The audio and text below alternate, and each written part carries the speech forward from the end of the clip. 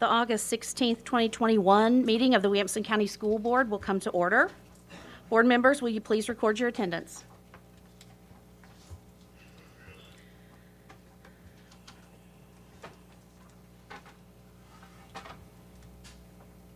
Thank you, board members.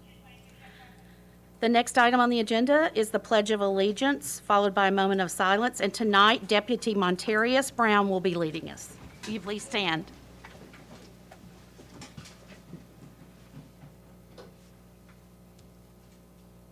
I pledge allegiance to the flag of the United States of America and to the republic for which it stands, one nation, under God, indivisible, with liberty and justice for all.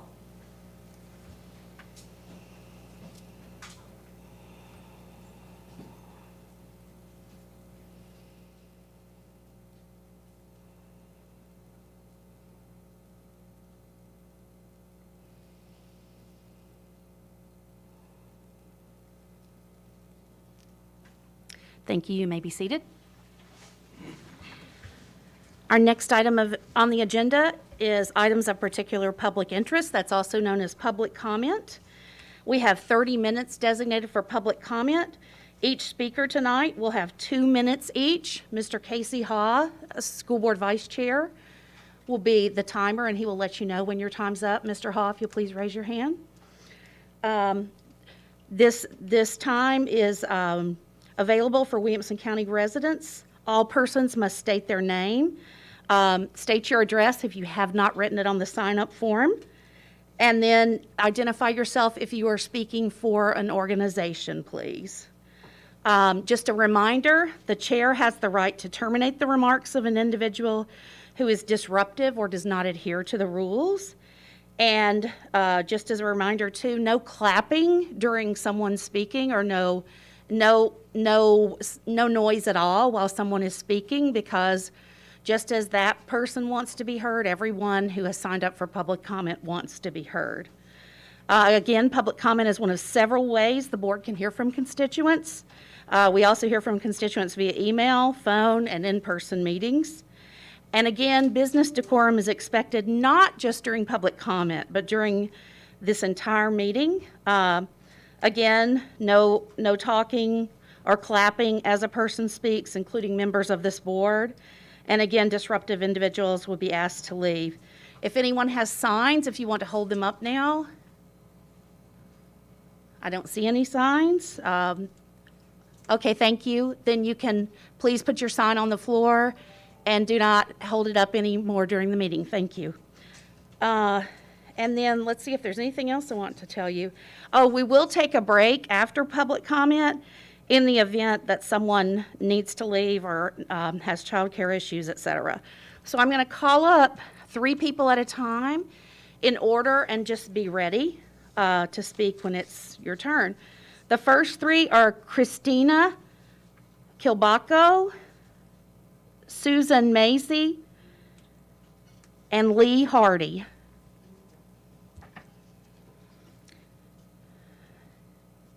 Again, apologies in advance if I mispronounce your last name. Please go ahead. My name is Christina Kibalko. I'm a mother of 5 and a Williamson County resident. I came here today. I have a daughter that just started public school for the first time this year. She is really excited about it, but there were some things that are of concern with regards to the coronavirus. I came here last week for the meeting and was hoping that there would be some real solutions brought to the table, but unfortunately it seemed that everything was very, everyone had tunnel vision, and we were all focusing on masks rather than some of the policies and mitigation strategies that we have in the school. I've written you all a letter, and I don't have time to read it here, but I did make copies for every one of you, as well as a study that was recently published regarding emotions and how important it is for children to see faces for their social development. I want to let you know that I've spent this past week trying to promote healing and communication within the community. I've been out in the streets. I've been talking to people on both sides of the issue, trying to come up with something that everyone can agree on. And both sides seem to demonize the other side, and they focus on their differences, but there are so many things that we have in common, and one of those most important reasons is that we love our children, we love our communities, and we want to see coronavirus gone and get back to some sort of semblance of normalcy. So I have a strategy, a proposed solution. It is not a single silver bullet that's going to fix everything. This is a multidimensional situation, and it requires a multidimensional and complex solution. So one of the things that I did want to talk about that I have put in here is my daughter, the very first day of school, I told her to go wash her hands before lunch. And she came home to tell me that that is not... Excuse me. Okay. Okay. She came home to tell me Ma'am. that she couldn't wash her hands. Ma'am, your time's up. Oh, sorry. Okay. I have these. You can leave those right there. Okay. In the front, thank you. Our next speaker is Susan Macy. Good evening. My name is Susan Macy. I live at 9531 Sanctuary Place in Brentwood. And I was not able to be at last week's meeting, but I did watch the coverage of it and the meeting itself. And I was concerned by some of the extreme behavior by a couple of people outside and the conflation by some people on this board, the community, the media, between that and the anger felt by a lot of these parents. And I don't think that's a fair conflation, and so I wanted to speak to that. Last week's board meeting was attended by hundreds feeling a range of emotions. Predictably, the whole story was not told. While none of us condones threats or violence, each group likely has well-intentioned, even nefarious actors steering our causes in a direction that is unwanted, unappreciated, and ungodly. Having said that, these parents have a right to their anger, and it's well-placed. Number one, this board allowed an age-inappropriate, social agenda-driven curriculum into our elementary classrooms. Two, this board poorly vetted FHS, paid them $55,000, and invited more CRT into our schools. Three, you supported masking, tracing, and quarantining of our healthy children. Four, the State Department of Ed wants to assess and aggregate our children's mental health information. 5, our Education Commissioner enjoys unexplained committee changes, policy decisions, and conflicts of interest. 6, your tolerance of the mature minor doctrine is unacceptable. 7, in pushing masks, you blame and scare our children for causing COVID disease and death. 8, our request for correction of these failures is repeatedly mocked. We trusted and outsourced too much to you, but we're correcting that now. Violent? Absolutely never. Angry? You bet we're angry. Fix these issues or get used to it. Our next speaker is Lee Hardy. Hi there. I found this information on the Tennessee.gov website. I'm sure all of you know, but I just wanted to reiterate it. I am really perplexed at the numbers when I pull the numbers on the Tennessee.gov website that explain, or I'm sure are part of the reason, as to why we have hired Fostering Healthy Solutions. I looked into Shan Foster and his family, and it does appear as though he personally has done some pretty nice things, actually, respecting women, encouraging women not to be harassed, sexually harassed, raped, things like that, and for that I really commend him. But I'm perplexed at the numbers when I look at them as to why we have, at Williamson County, have the taxpayers paying for Fostering Healthy Solutions for the reason that we have. Last year, across the state of Tennessee, there were 3,900 instances of bullying. 250 of those were race-related, with double being sexually charged incidences and cyber-related incidences. So the race-related ones were only 2.9%. 2.9% is not good. We would like to see it at 0. But I'm just not sure, and I think it's a good question for us to ask ourselves, That's an awful lot of money. $40,000, $50,000 is a lot of money for something that appears not that frequently, and maybe we could combine it with something, maybe kindness or anti-bullying training or something like that. But again, just to mention it, I want you all to know, and I want to reiterate that. Thank you. Our next speaker is, let me call up the next three, Jay Brown, Corey Martin, and Justin Canoe.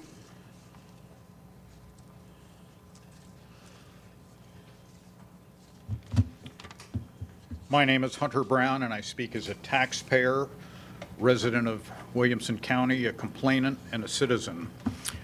On July 3rd and again on July 7th, I sent a request to Julia Oyer requesting information pertaining to the Curriculum Review Committee and its process, inquiring about the basic operational rules of the hearing required by 4.4037C. Subsequently, I also believe I mentioned that in my prior comments to the board. I've had no response. I'm unaware of any information as to the basic operational provisions, the rules of the process, including, for example, notice requirements, time, date, and location, agenda, names, titles, roles, and authorities of all participants or other parties of interest in the hearing, the standing of those participants, the limitations of rights of complainants to present evidence or cross-examine, limitations, if any, of rights of the complainants to participate in the hearing, including the right to present evidence, expert testimony, and so forth. I'd also like to know if there are any limitations of the rights of complainants to be represented by counsel, jointly or severally. I'd like the assurance of adequate and timely advance notice to me and other complainants to allow adequate time to prepare. My concern there being further delay is going to compromise our ability to advance our case. And I guess I would add, I would like assurance that members of the review committee are obligated to speak truthfully without omission of any material facts or circumstances, the omission of which would cause a statement to be untrue or misleading. These issues remain unaddressed, and the delay in providing this basic information is unnecessary. As you know well, good faith involves defining the rules of engagement. Time. Next speaker, please, Corey Martin.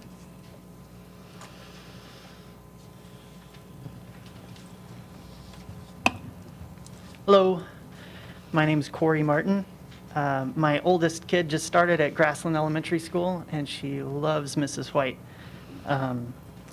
I realize that the state government has rendered your efforts last week to be impotent, but I wanted to thank you for your leadership in attempting to protect my daughter's health with the mask mandate that you guys tried to do. Obviously, you guys were inside during the meeting last week. I was outside. I stood with my wife on the grass out there as we were repeatedly verbally assaulted, astonished at our neighbors. As we stood with an African-American mama and her daughter, we witnessed racial mocking and just so much hate coming at us. If any community needs DEI, it's us. Next speaker, Mr. Canoe.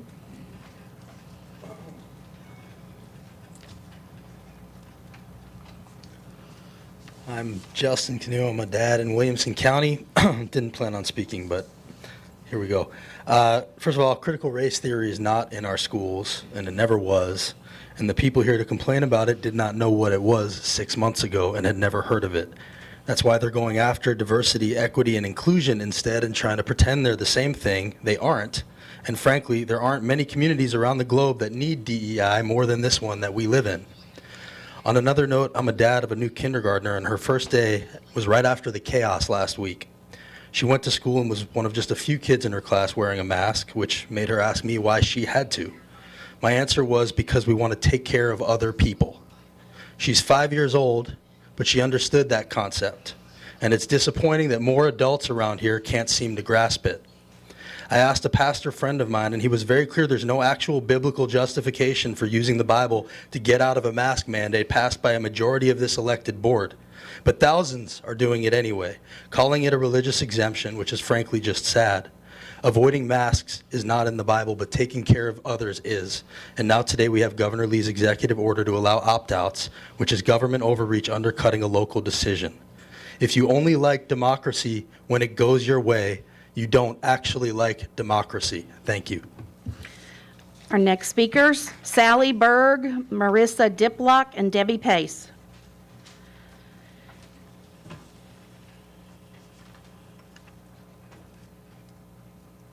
Hi, I'm Sally Berg. I'm in District 4, Raffiscus District. There have been many claims lately that those opposed to CRT don't want American history being taught. Teaching history accurately should be the goal. Students, of course, must learn the good and the bad of American history. But far from being impartial, CRT views America as a structurally evil nation. Worse, CRT is an inaccurate telling of history that embraces false narratives like the discredited 1619 Project, which wrongly states that the American Revolution was only fought to preserve slavery. Curriculums such as Great Minds, Wit and Wisdom are not impartial anyway. They intentionally offered a jaundiced view of American history, focusing on the negative while minimizing the many positives of America. Marissa Diplock. Good evening. I'm Marisa Diplock. I'm here representing Moms for Liberty. Diversity in DEI does not simply mean all races, ethnicities, and backgrounds are welcome here. Diversity, as defined by DEI programs, will result in quotas. Williamson County is roughly 88% white, 5% Hispanic, 5% Asian, and 4% Black. Our schools are representatives of our community in which they serve and will change as demographics continue to change. People of all ethnicities are welcome here. To increase diversity means you want to artificially influence those numbers. That means quotas. That means discriminating by race. No parent wants their child to be a number on either side of a quota. That strips us of our individualisms, basic humanity, and instead reduces us to a classification by our skin color. Additionally, diversity in DEI does not mean diversity of thought. It is quite the opposite. CRT, DEI demands conformity of thought and does not tolerate dissent. Debbie Pace.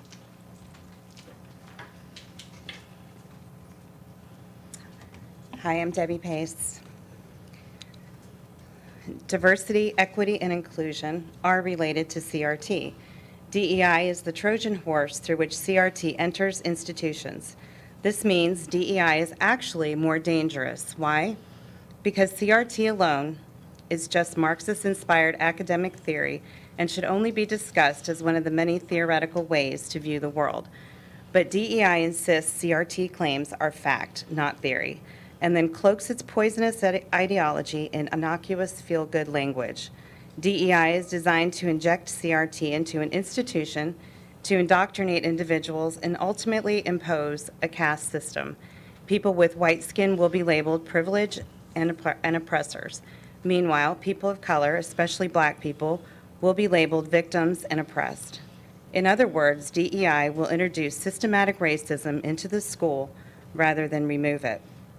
If individuals reject any of DEI's CRT-based claims, they will be told it's proof they have not done the work, they are exhibiting white fragility, or yes, they are a racist. Thank you. I'm going to call the final four speakers up. Teresa Brancheri, Kimberly Calcote, Kay Jackson, and Robin Steenman. Ms. Brancheri.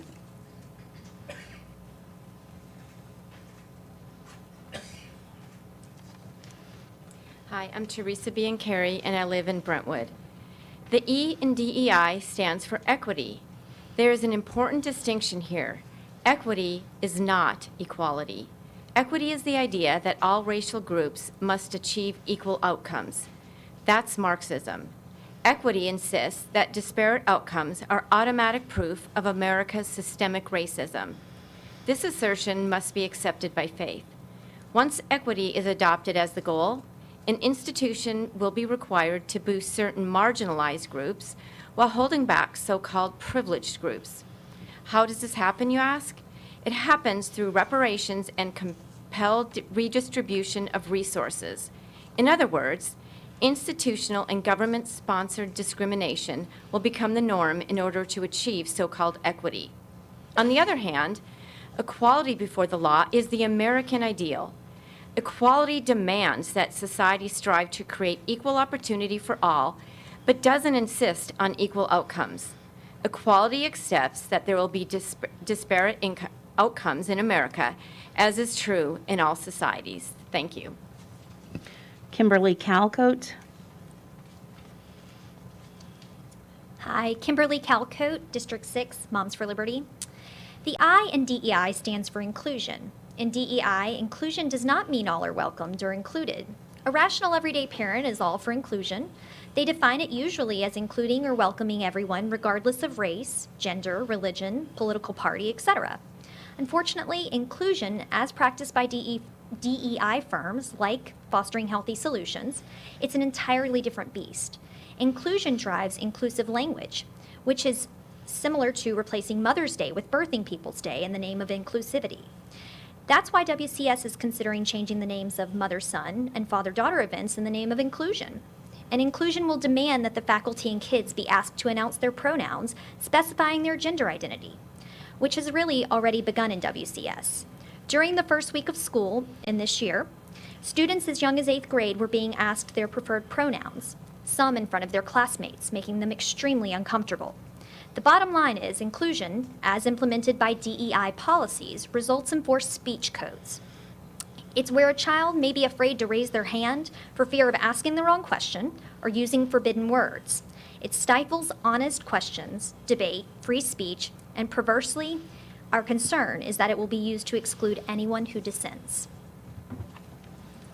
Kelly Jackson.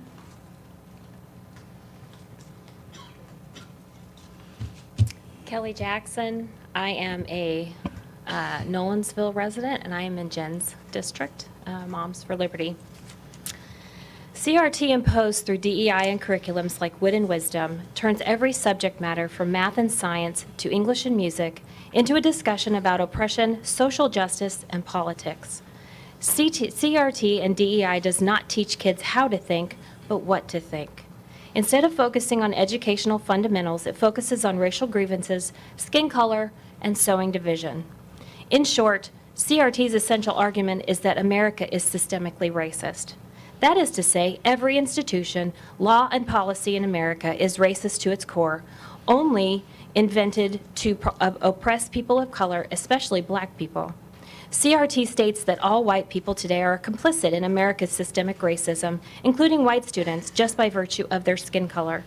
We are already seeing these outcomes in students after completing the first year of Wit and Wisdom curriculum. There are WCS elementary students of different races that are now having negative mindsets in regards to their race because of what they learned in school.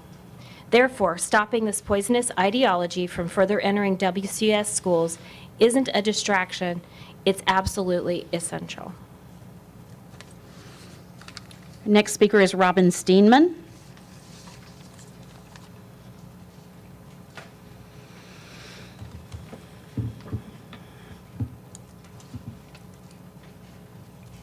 Robin Steenman, District 12.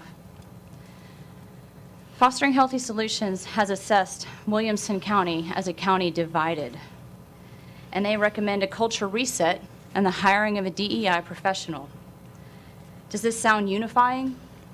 Does it sound like diversity, equity, and inclusion will solve the problem? Diversity, equity, and inclusion is critical race theory in praxis, implemented as policy. But where could this division be stemming from? The county commission, the alderman, the mayor? Most residents couldn't tell you what these people actually do, but they know their school board. I submit that the division is actually coming from the school board. Most people, myself included, are loath to get involved, but you involve the children and I will. and we will. And you saw that in play on Tuesday of last week with anywhere from 1,200 to 2,300 parents. You have demonstrated a lack of concern over masked curriculum, pronouns, diversity, equity, inclusion, in short, parental rights. CRT is born of critical theory, and what does critical theory seek to do? Divide. It is a Marxist idea of dividing up a society. It's not even implemented in Williamson County, and yet we are a county divided. How is a theory that seeks to divide going to heal division? If Wilco has been rightly assessed to be divided, this ideology is already accomplishing its goal without even being implemented here in Williamson County. I would like to remind us of the words we all just recited: one nation under God, indivisible. A county divided against itself cannot stand. I would encourage the board to listen to the parents. Thank you. That was our last speaker this evening. We will now take a 5-minute break so that those who might need to leave can go ahead and leave, and we'll resume this meeting in 5 minutes. Thank you.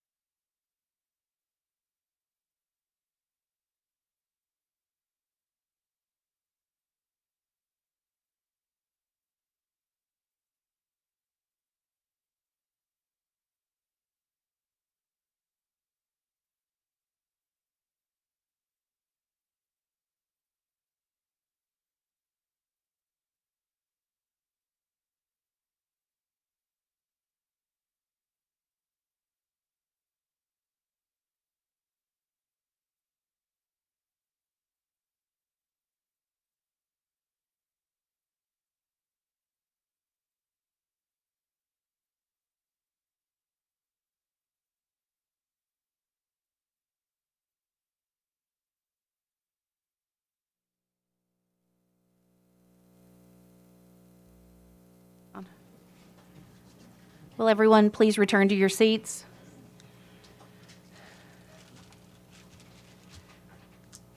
Thank you, gallery, for your decorum during public comment. One thing I will ask is that everyone can check that your phone is turned off or is silenced. The phones seem to want to talk during that public comment, not the people. Board members, we'll now move on to our next item of business, which is approval of the agenda. And I want to make note of two changes. First, the telework item has been moved from the consent agenda to a separate voting item at the request of a board member. And secondly, please strike item E in new business superintendent goals. We'll be moving that to the September meeting. So with those two changes, is there a motion to approve the agenda? Mr. Welch makes the motion. Is there a second? Second. Mr. Wimberly seconds. Any discussion?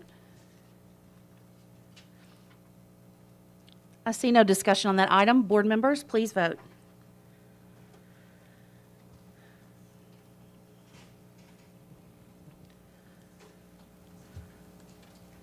Your vote is 11 yes, 0 no. Thank you. Our next item is the approval of the consent agenda. Is there a motion to approve? What are we approving? I'll read it out to you afterwards. Mr. Wimberly makes the motion. Mr. Haw makes the second. Is there any discussion? Board members, please cast your votes.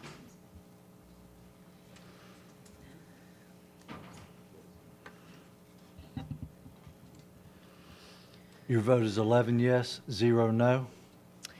Thank you. And with that vote, you have approved the school board meeting minutes for June 21, 2021.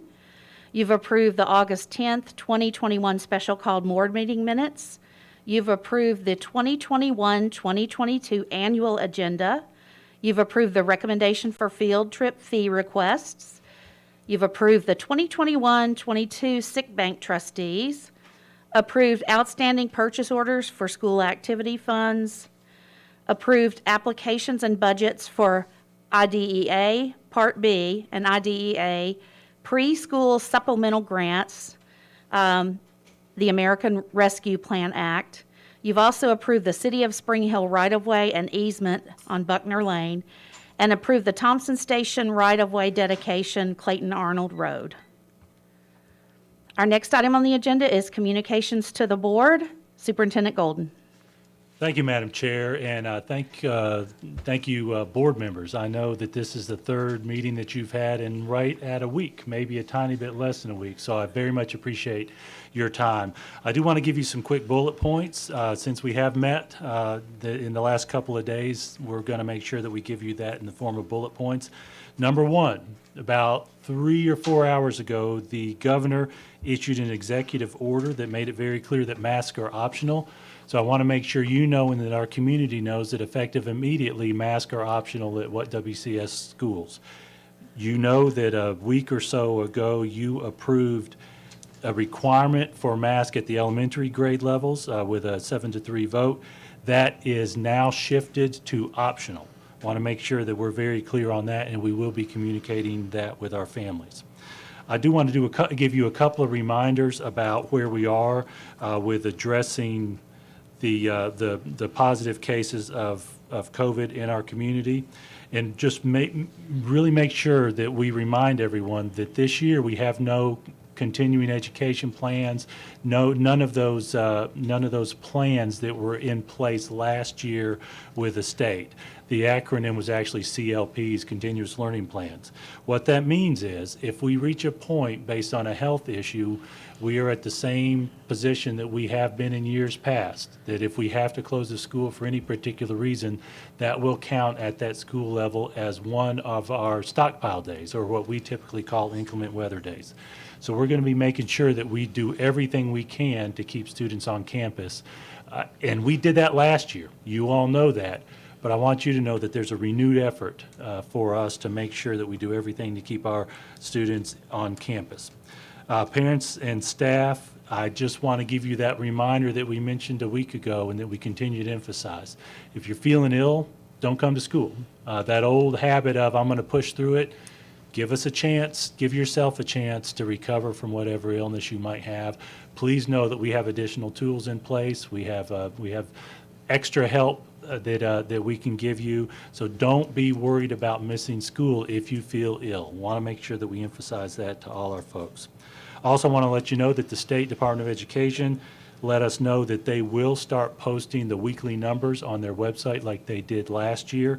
Likewise, we are going to do the same thing. So starting tomorrow, we're going to give you our weekly COVID numbers based on the information that we provide to the state. So that will be renewed starting tomorrow. Want to give you a quick reminder of what we talked about last week with TCAP. The TCAP T and Ready test results came in. As we discussed, it's very difficult to compare apples to apples because it's been 2 years since we had the TCAP. Likewise, the standards for last year were different because grades were not a part of that. But we are in the process of drilling down to particular standards that were tested to see what we can glean from those tests for our folks. You all saw that compared to the state, we continue to be pretty spectacular, but the reality is, again, it's very difficult for us to compare apples to apples in that context, and we're going to make sure we take that test data to find ways to grow and improve ourselves.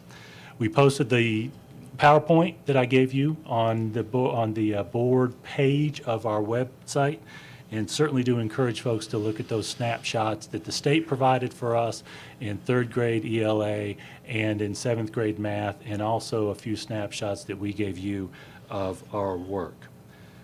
Next, I want to mention to you that our Curriculum Review Committee continues their work on the challenges to our ELA curriculum. We have a schedule on our website. If you go to Academics and Programs, click on ELA, you can find the schedule, you can find other pieces of data related to their work. The structure that they set up was to divide their review by quarters so that they could address 1st and 2nd quarter quickly in case they determine there's a need for a change, and then work their way to 3rd and 4th quarter. Based on their schedule, they are really close to that transition period between 1st and 2nd quarter and 3rd quarter. So certainly do encourage you to keep an eye on that. And Dr. Oyer is chairing that committee, and she'll be continuing to communicate. But I do want to emphasize that our website has a lot of information related to that work. Finally, I want to let you know that we are growing. If you didn't know that, we are growing. Right now, every day is a little bit different. As an example, on Friday, we had 32 new students arrive that we didn't have on Thursday. I don't have the Monday data yet, but we'll be getting that tomorrow. We continue to grow. We are going through the process of finding students who might have moved and making sure we get those records to those other school districts. Just as a reminder for those who are watching this, the end of the 4th week is our benchmark time for us to measure our growth. But I will tell you that right now our estimates are that as of right now, we have already exceeded our projected growth that we typically work out from end of 4th week to end of 4th week. So we've got about 2.5 weeks before that window, and it's already looking like we're a little over projections. As a reminder, also, we were quite conservative in our estimates for growth. It was an unpredictable year, but we are very gratified and positive about that growth in our community. You all know this is a great place to live, work, and go to school, and I am so proud of the work we've done as we prepare our students for this coming school year. So with that, Madam Chair, that is my report. There are a couple of questions. Mr. Wimberly? Yes, Mr. Golden. I realize the governor's announcement was only made a few hours ago, but I have a couple of questions. One of them is, we already were making mask optional with exemptions. So how does this really change? Because parents here, even prior to the governor's announcement, had the ability to opt out, and obviously, we've had quite a few who have taken care of it. And my second question is, it was pretty clear that the majority of the board supported a mask mandate with the conditions that we made. So if we're losing the mask mandate, what are we going to do to mitigate? Thank you for your questions. First of all, we did talk about the opportunity for individual families and staff members to get an exemption based on health or a religious tenet. We did have a number of individuals, substantially more this year, share a religious tenet and an explanation that they were asking for that exception just in the last few days compared to last year. How many?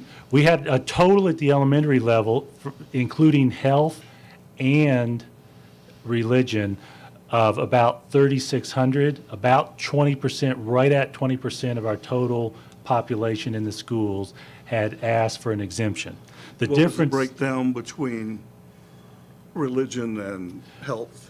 Health was in the triple digits, religion in the four digits, in the thousands. I can't remember the exact number for health, but proportionately, the religious exemptions were substantially larger than the health exemptions this year. Last year, you may recall that we had a mask requirement K-12 throughout the year. Last year, until the very last few weeks of school, the health exemptions exceeded the religious exemptions. And so the difference between what you all did and what we did and what the governor is doing is there's no explanation, no exemption for a particular need. It's a simple, straightforward, pure opt-out. I will tell you that I've had some conversations with a number of superintendents across the state. We do know that Hamilton County actually required mask K-12, but had an opt-out with a form.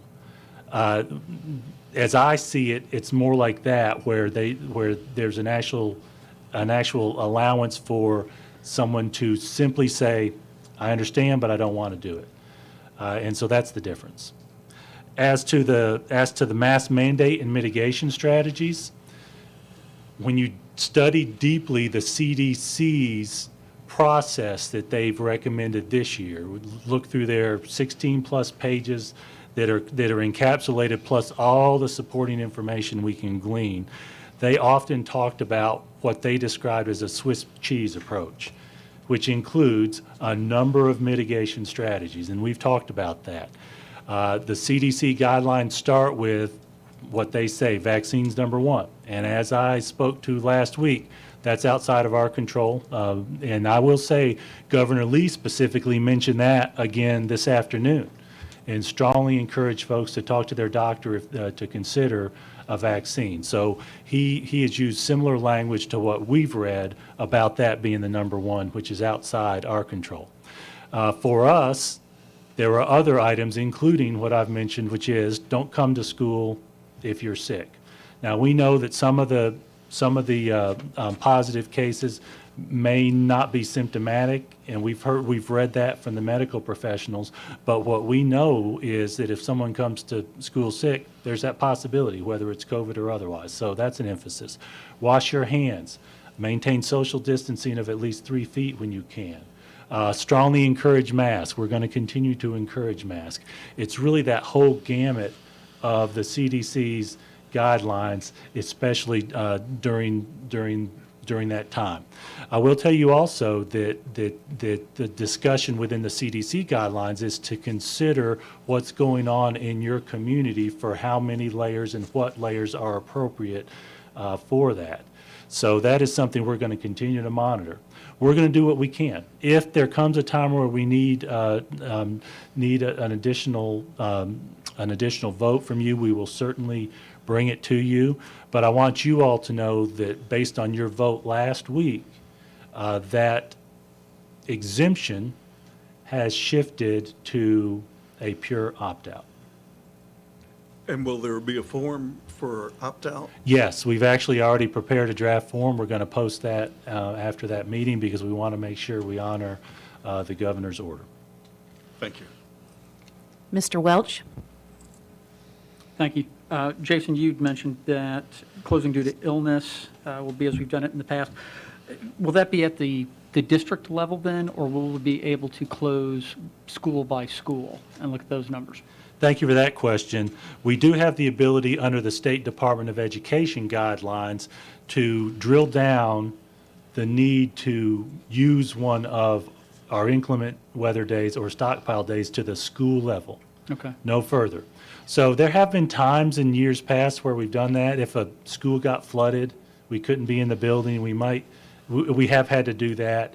Every once in a while, there's been an illness issue. I remember years ago, there was a derailed train and we had to close a particular school. All those kinds of things are going to apply now to COVID. And if I may give you a rule of thumb where we have traditionally watched our numbers, when our attendance gets down to about 90% for students, that's something that we really start watching closely. We do have one school that's hit that point in the last couple of days. And so we are currently brainstorming over extra efforts to look towards what we can do to support staffing in those cases. Did you say we already had one school close to the 90%? Yes, in the past week, we've had one school drop below 90% attendance. Now, just for those who are watching, we have 51 schools. Right. So. Okay. And then you mentioned you were going to begin posting the data on the website. Yes. What will those numbers be?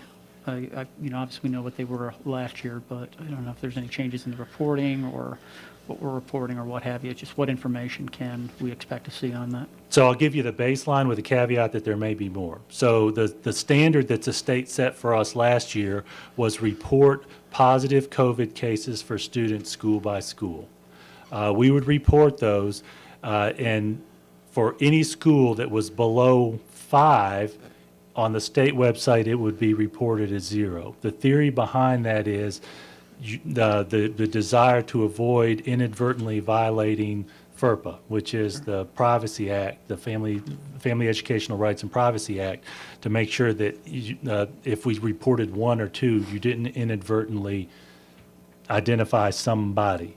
For us, when we reported on our website, we reported that as well school by school, but we also had an aggregate total at the bottom of the scroll. So we will report positive cases in the building on a weekly basis. The snapshot at the end of each week, we will report at the first of the week, when we will have an aggregate district-wide total. Now, we've also heard from the state that they may be asking us for additional information related to some of their reporting requirements. We don't have any detail on that, so it's possible that there may be some more information. If and when we get that information from the state, we'll let you all know. Okay. And then the final thing I want to address, and we touched on this at the work session, but since we're here in an open meeting with a little bit more visibility and everything else, is just talk about those TCAP numbers again. And I'm going to use a different adjective, Nancy, so don't worry. But I do want to make the point again that we've seen a lot comparing learning loss from the TCAP data. And obviously, it's a flawed instrument in order to do that. It's critically flawed. The data is garbage in terms of trying to compare 2021 to 2019 in that case. And rather than sort of rehashing it, would you mind talking about that a little bit, some of the differences in the methodology that bring two very different numbers out? Sure. I'll hit a little bit of information related to that. 2 years ago, and under the standard state law that's been in place for a while, a portion of every student's grade was based on their performance in grades 3 through 8 TCAP and the end of course test for the high school courses that are tested by the state. 10% for grades 3 through 8, 15% for end of course test. This year, it did not count against a student. You all as a board actually voted to approve it counting if it helped the student's grade, which we had the flexibility to do, but again, it did not count against a student's grade. Likewise, the test results are not to be used in teacher evaluations this year. There was an element related to district evaluations where if the participation rate was below 80%, it could still count for district evaluation purposes. Our participation rate was 96%. Usually it's higher than that because some students just this year chose not to. As I understand it statewide, not one district fell below that 80% line. So there is no district-wide grading based on that law. Those are the biggies. So in Teachers, students, district. Right. So in layman's terms, and correct me if I'm wrong here, it's the TCAP was a hold harmless. It could only help, but it couldn't be used against you if you scored below. That's right. So a student going in who already has an A average in the class, so we're right off the bat, we're taking our highest percentage of achievers. There's no benefit to, in terms of their grade at least, in terms of doing well, there's no penalty for doing poor on the TCAP exam. Whereas in years past, as you mentioned, it's 10% K through 8 and 15% for high school. I think I got those percentages right, correct? That's right. Yeah. There you're easily talking a letter grade, especially in high school, 15%. That's right. So it's something that every student is going to take very seriously and put the effort in, as opposed to if you're a student who doesn't want to bother with it for whatever reason, including that you already have the highest grade in the class, then there's no bonus to doing it, no penalty to doing it otherwise. And again, the teachers there, it's not in their evaluation, so just the amount of time and effort and everything else obviously is not there. So right off the bat, it's very much an apples to bricks comparison in that sense. The other thing I think you didn't touch on in this, but the standards have changed too since testing it last time to this time, and that they've gotten more stringent. Is that accurate? It's accurate for some of the tests, but for some of them. over the course of time, Sure. the standards have changed over the course of 10-plus years in a lot of different subjects. Absolutely, absolutely. But what we're looking at really with the learning loss is comparing 2019 to 2021, and there we've got, in some cases at least, two different sets of standards, one being more rigorous this time. So we're using a different rubric that we're comparing between the two as well. Yes. Okay. And as I'm sitting here trying to remember, I can't remember the specific test where Sure. that's a yes answer. It's fine. It wouldn't put you on the spot to remember that down to that granular level. But the point being is we've seen so much reporting about the learning loss based upon the TCAP exams. And the point here is not that, my point here is not that we don't think there's any learning loss. I mean, obviously, if the state cancels a big chunk of the school year and doesn't allow us to use the time to refresh the learning loss, instead we've got to focus on meaningless TCAPs, that's an issue. But it's a flawed instrument for measurement. I will tell you one thing that we pointed out at the work session is that very last slide of AP test where the accountability returned in the second year. And we saw a substantial jump back compared to 2020 where a lot of students took TCAP after they were out of school 2 springs ago. So we found that evidence, at least at the high school level with advanced placement tests, encouraging. I appreciate saying that. So in a more apples-to-apples actual comparison where there is the motivation there, we actually saw a jump back, at least from last year. That's right. Compared to it. Okay, thank you. Mr. Priya? Yeah, I just want to go back and address some of the things you mentioned about the governor's executive order. First of all, I think the wording that we use is really important. You mentioned, Mr. Golden, that the executive order made it masks optional now. And I think it's my understanding that when the board voted to make masks required in the elementary levels, that executive order didn't change that. It just said that we had to require an opt-out. And it says in the order, actually, that it has to be in writing to the school district or school personnel. So masks, if I'm understanding it correctly, the masks are still required in the elementary level. but that parents now have an option to opt out in writing. Yes, ma'am. And I'm going to read a portion of that to the governor's order. Do hereby order that a student's parent or guardian shall have the right to opt out of any order or requirement for a student in kindergarten through 12th grade to wear a face covering at school, on a school bus, or at school functions by affirmatively notifying in writing the local education agency or personnel at the student's school. Okay, so with that in mind, we can continue to use the religious and all the other exemptions that have already been turned in writing. And then if anyone else additionally would like to opt out, they can do it by notifying us in writing, or you can provide a form, but it doesn't change anything as far as the mask requirement that we voted on and passed at the elementary level. It's an overlay of your vote.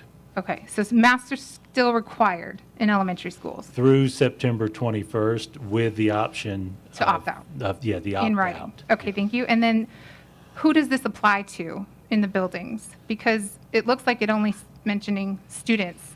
So when we're talking about staff and visitors to campus, will they have to turn in an opt-in in writing, or will they still be required to wear a mask? We have still allowed, you're actually asking about an opt-in?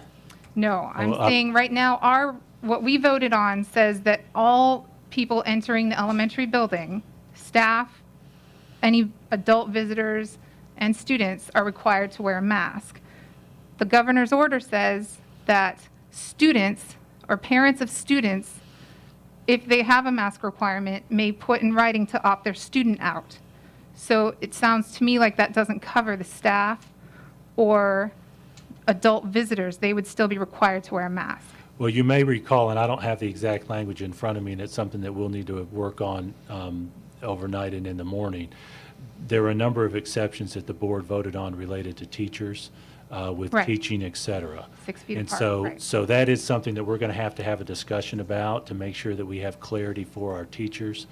But yeah, as the governor made it clear that parents could opt their students out. Right, okay. And it doesn't override what we voted on and passed. We just have to have the opt-out option in writing. That's right. Okay, because just the way you said it was very concerning, because I think a lot of people watching at home heard you say now masks are optional now. And a lot of elementary parents might think, I don't have to do anything, it's just optional again. And we're going to go back to 20% coverage. So, okay, thank you. Mr. Mitchell? Thank you, Madam Chair, and thank you, Ms. Priya, for clarifying that. That was significant. So, Mr. Golden, you had stated that, and maybe I misunderstood this, that your decision to close schools is typically to what level of absenteeism? I didn't give a particular percentage, but when absenteeism for students drops below 90%, we start looking closely. And we check to try to figure out why. Historically, try to determine, does this have a negative impact on our ability to provide instructional services, look at staffing, et cetera. And it's a rule of thumb that triggers a discussion at our administrative team level. We have never, and I have never established at blank percent a school needs to close, because it really is based on, can we continue to serve students in that setting? So you may recall 3-4 years ago, we closed, if I remember right, on a Friday because of heavy numbers of flu cases, to give, based on our discussions with our health folks, an opportunity for that to run its course. And what I want to make sure you all know, that from a procedural perspective, that process is back in place because of the structure the state has given us. So do you have a rule of thumb then so obviously 90% is when you kind of start having staff discussions? Yeah, where we get nervous. Do you have a rule of thumb on your trigger point? We don't have a pure rule of thumb, but it's that let's start talking. Why is it happening? Is there anything we can do? Let's have discussions about staffing. What does our substitute rate look like? It triggers those discussions. what is your percentage of teachers out or staff out that kicks in that similar type conversation? It's about the same, and then we look to see our substitutes and see how well we're doing on filling substitute teachers and substitute teachers assistants. So it really ultimately is about that: can we staff? Can we serve students if it's a faculty and staff number? 10% is the point at which we start discussing that as well. Now, our student and teacher attendance rate traditionally has been in the high 90s, typically 96, 97, 95% on a daily basis.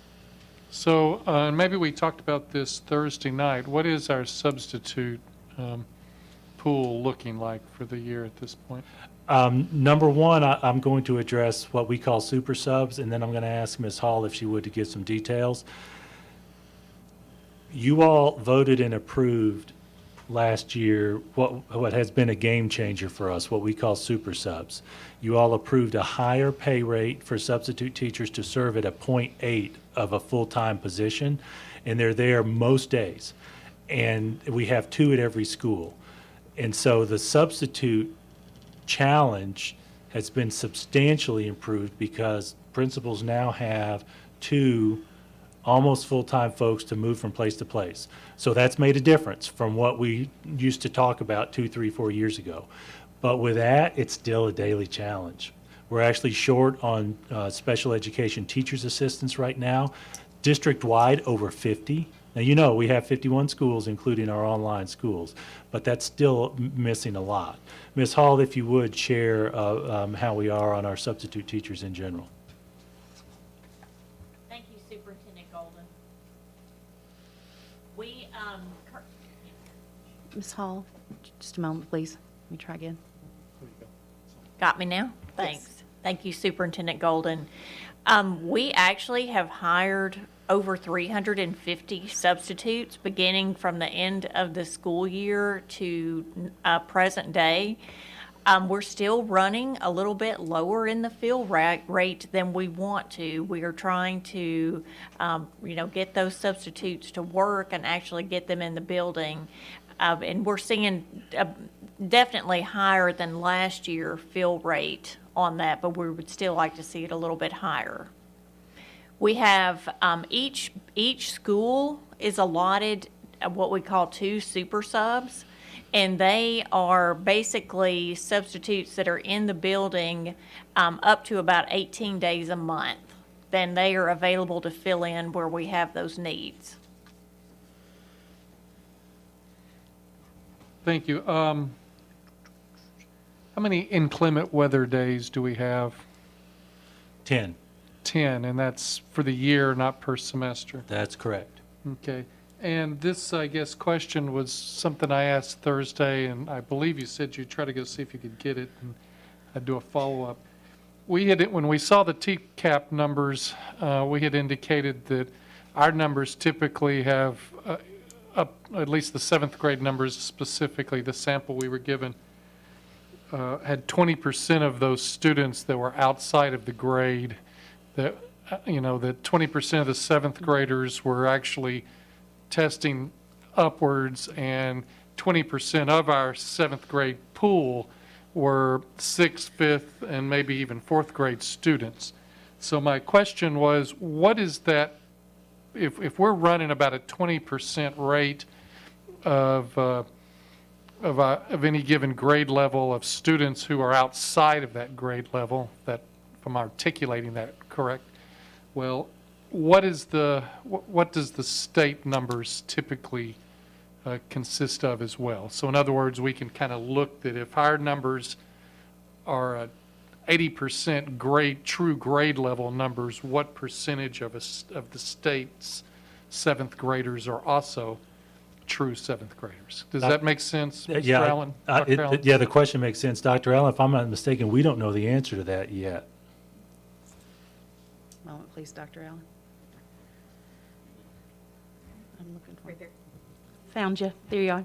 All right, thank you. No, we don't actually know a way. First of all, I appreciate the question. We don't know a way to find the answer. We don't have the answer right now, but we don't know that the state tracks it in such a way that we'll be able to find that answer for you. We'll continue to look, but at this point in time, I'm not sure that we can get that information. Can we make an inquiry up to this? Yes. To the state for that, as opposed to us just poking around in the reports? Yes. itself? Okay. We'll thank you. absolutely do that. Thank you, Madam Chair. I'm done. Mr. Galbraith, sorry. Thank you.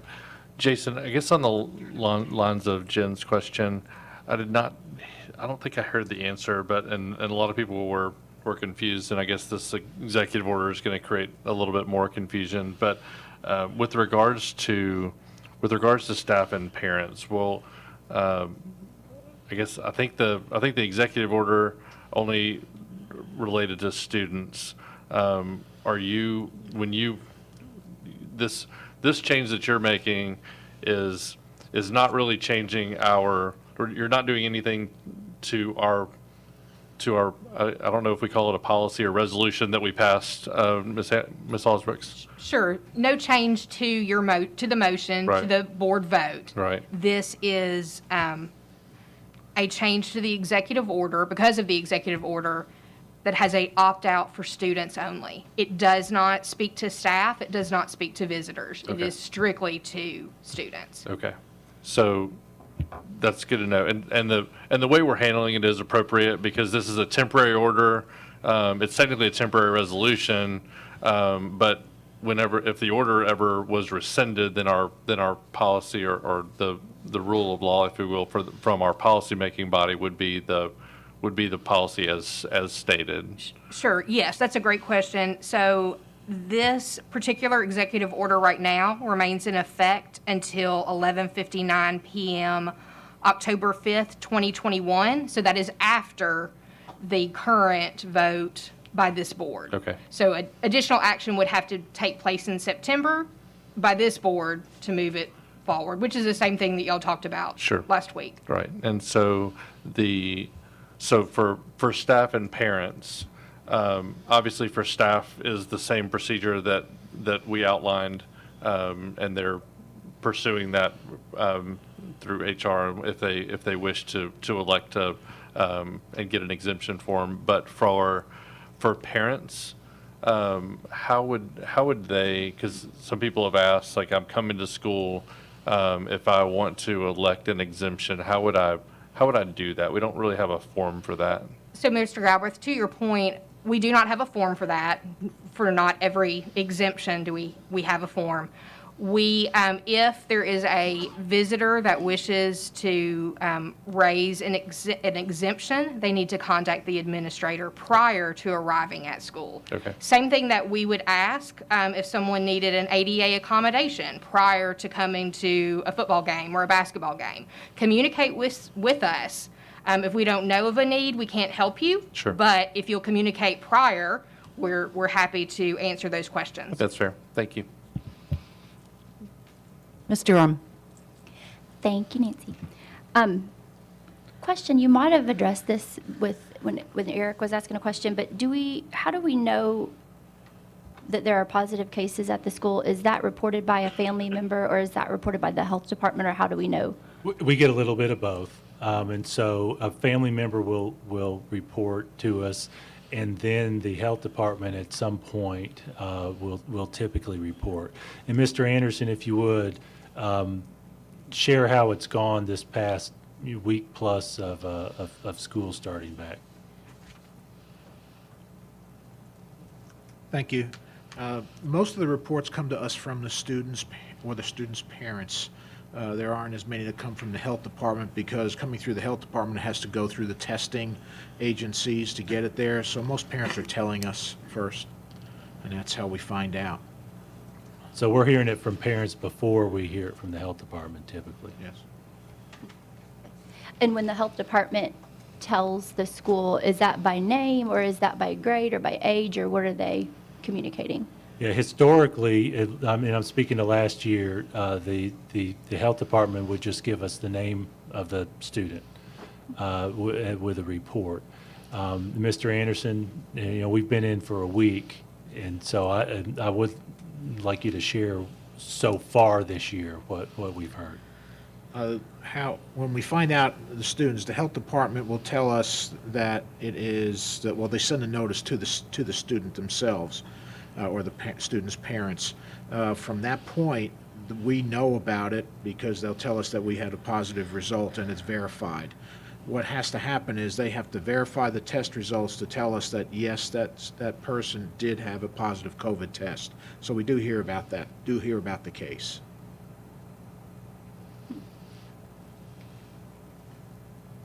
How do they know where the child is in school? Is it going out to the whole district that somebody in the county tested positive, or how's that? What we exactly? understand from the health department is when they get a report of a positive case from a doctor's office or a health provider, they will interview the positive case or the parent, and that's one of their questions.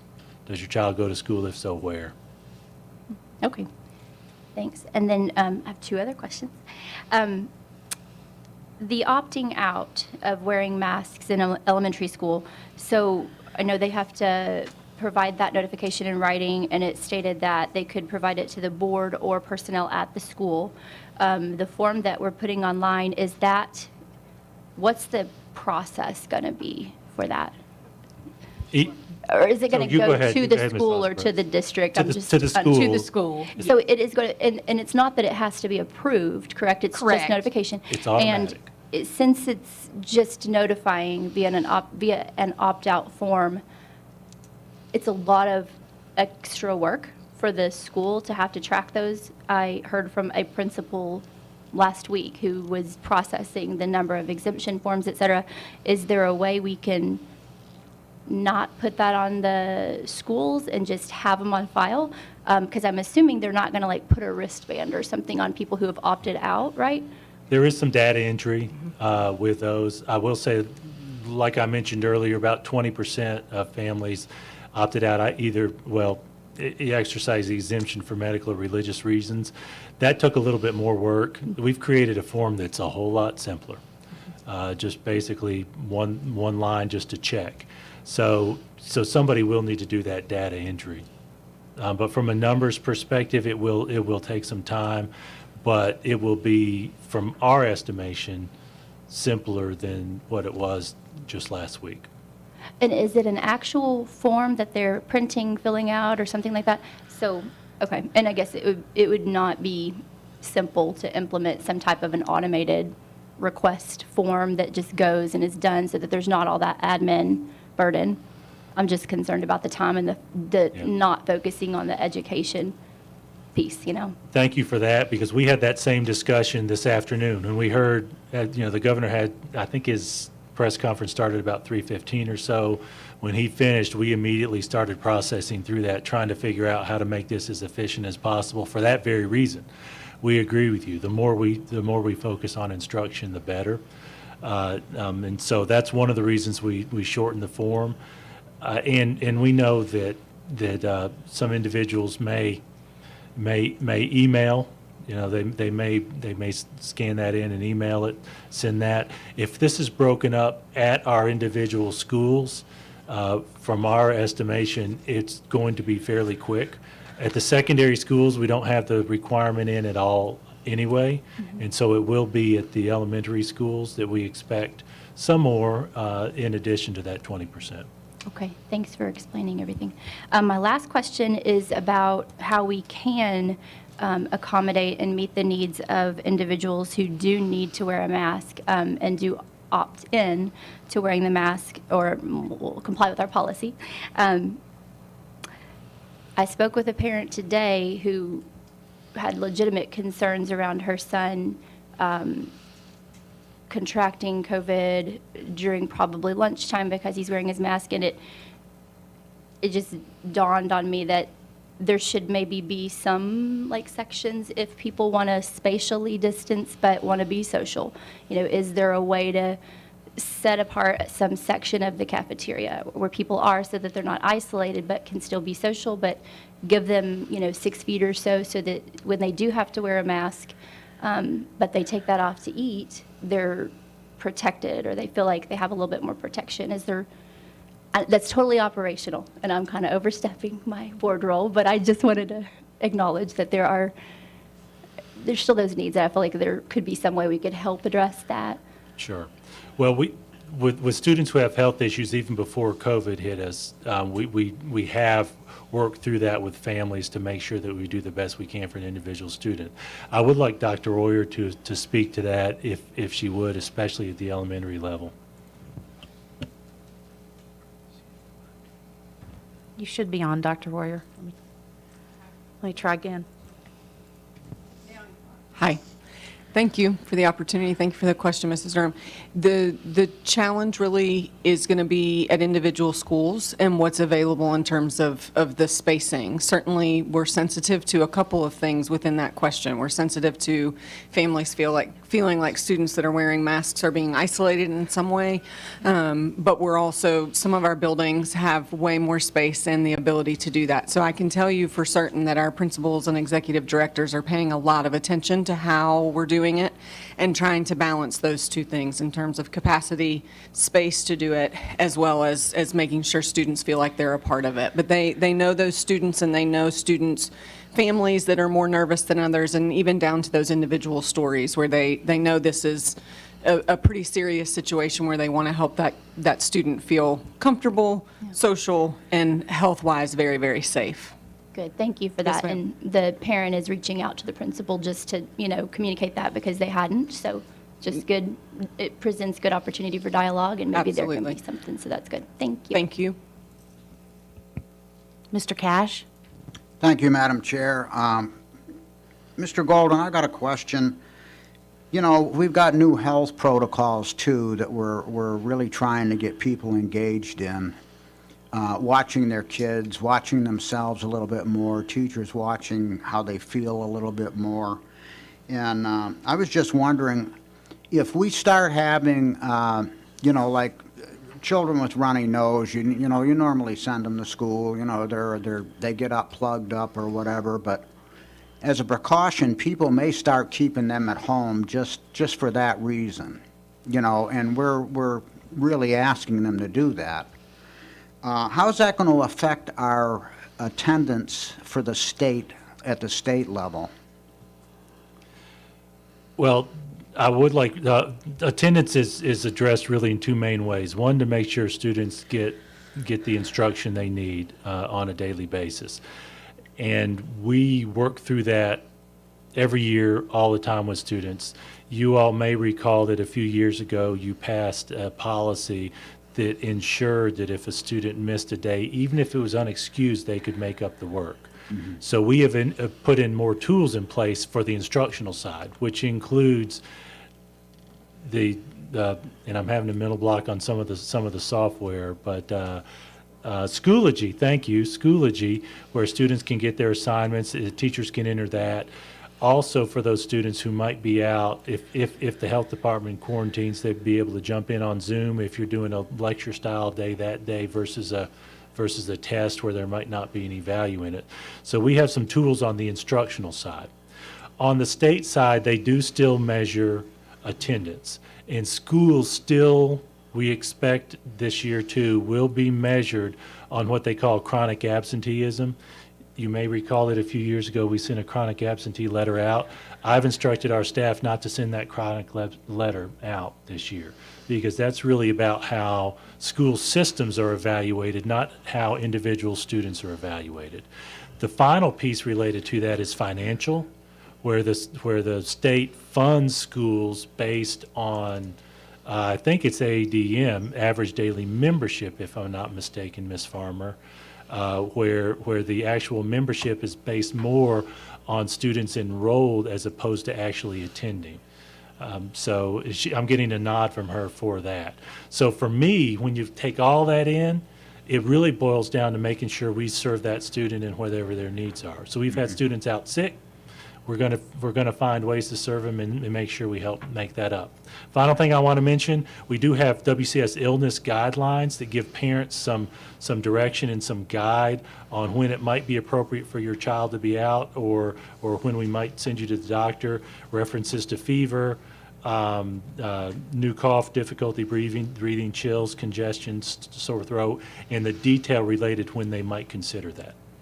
Right, you've kind of updated all of that but, now that parents have a choice to send their kids with or without a mask, I was just wondering if the state is also going to follow suit, and if attendance happens to get up a little bit farther than it normally would. Thank you, Mr. Golden. We've not heard that the state's going to change on that. I believe those are all the questions, Mr. Golden. Does Ms. Birdsong have a report tonight? No, ma'am, she does not. It's first of the year. We don't have any new student celebrations yet. They're coming, though. Thank you. So we'll move on to the board chair report. Board members, a reminder, the board member goals survey is open. Please do complete that survey by the end of the week. And we will use that survey data as the primary input for our goal setting next month. So thank you all. And I want to really quickly address last week's meeting. Just want to say something publicly here, that everyone who comes to this meeting to speak and to participate and be an active citizen needs to feel heard, needs to feel respected, and needs to feel safe being here. And since last week, we have Williamson County Schools, me, and our security folks, Fletch and Nick, have been working with the Sheriff's Department and working with our sheriff, making some changes to our meeting procedures going forward. We're very appreciative to our deputies who are here tonight, and thank you for your help. But we felt like we needed to make some changes so that we could achieve those goals of everyone feeling heard, respected, and safe. And those changes will continue. I also just want to encourage us as board members going forward to lead by example in the way that we treat each other, our constituents, and staff. This board did receive a lot of positive feedback on that via emails during the last week. There's always room for improvement, and I appreciate everyone's leadership in this area. Thank you. Then we're moving on. The next items on the agenda are items related to the 2021-2022 school budget. The first item is the General Purpose School Fund Amendment dated August 21st, carry forward reserves. Mr. Golden. Thank you, Madam Chair. This is self-explanatory. This is your approval for the carry forward reserves from last year. We do recommend approval for that. Do we have a motion to approve? Ms. Durham makes the motion. Mr. Welch seconds. Is there any discussion? If there's no discussion, board members, please cast your votes.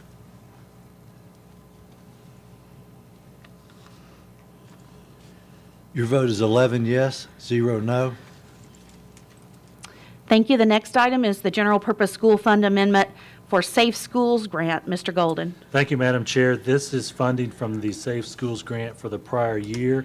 You may recall that Ms. Farmer mentioned that the vast majority of this, well over 90% if I recall, has already been designated with purchase orders, but it, for accounting purposes, needs to be transferred to this current year.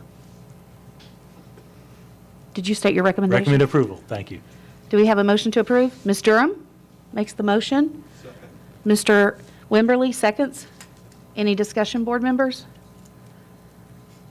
Please cast your votes. No discussion was noted.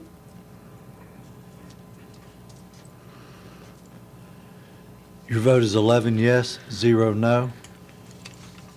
Thank you. Our next item is the General Purpose School Fund Amendment State Grant Carryover. Mr. Golden. Thank you, Madam Chair. This is a Teaching as a Profession grant from last year. Following the theme of the first two, this is a little over $9,000, transferring to the current budget year. Recommend approval. Is there a motion to approve? Mr. Cash makes the motion. Ms. Durham seconds. Is there any discussion, board? No discussion. Please cast your votes.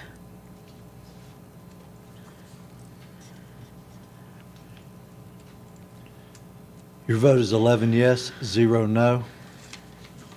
Thank you. Our next item is the General Purpose School Fund Amendment for the Governor's Give Grant. Mr. Golden. Thank you, Madam Chair. This is the Give Grant funds for a mobile classroom for our cybersecurity college and career technical education program.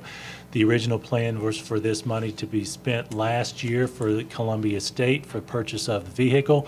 That got delayed as a result of COVID and the manufacturer, so we're asking for it to move to this current year. Thank you. Do we have a motion to approve? Ms. Emerson makes the motion. Mr. Hall makes the second. Board members, is there any discussion? I see no discussion. Please cast your votes.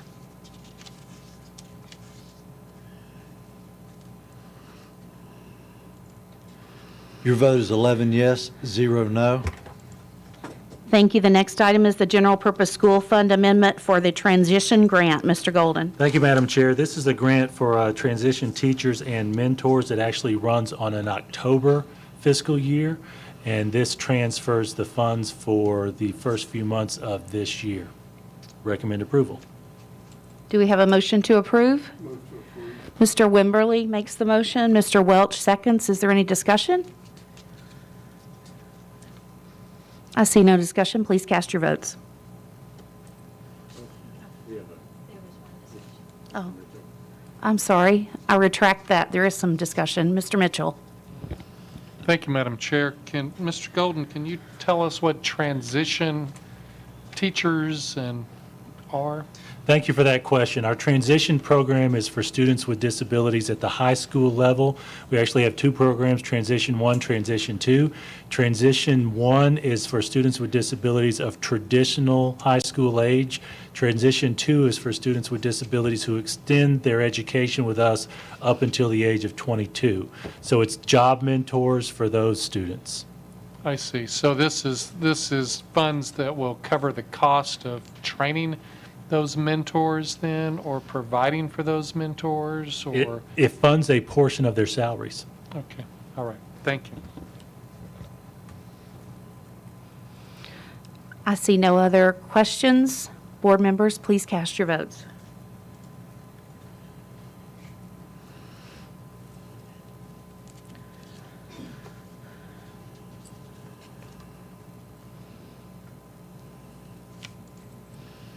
Your vote is 11 yes, 0 no. Thank you.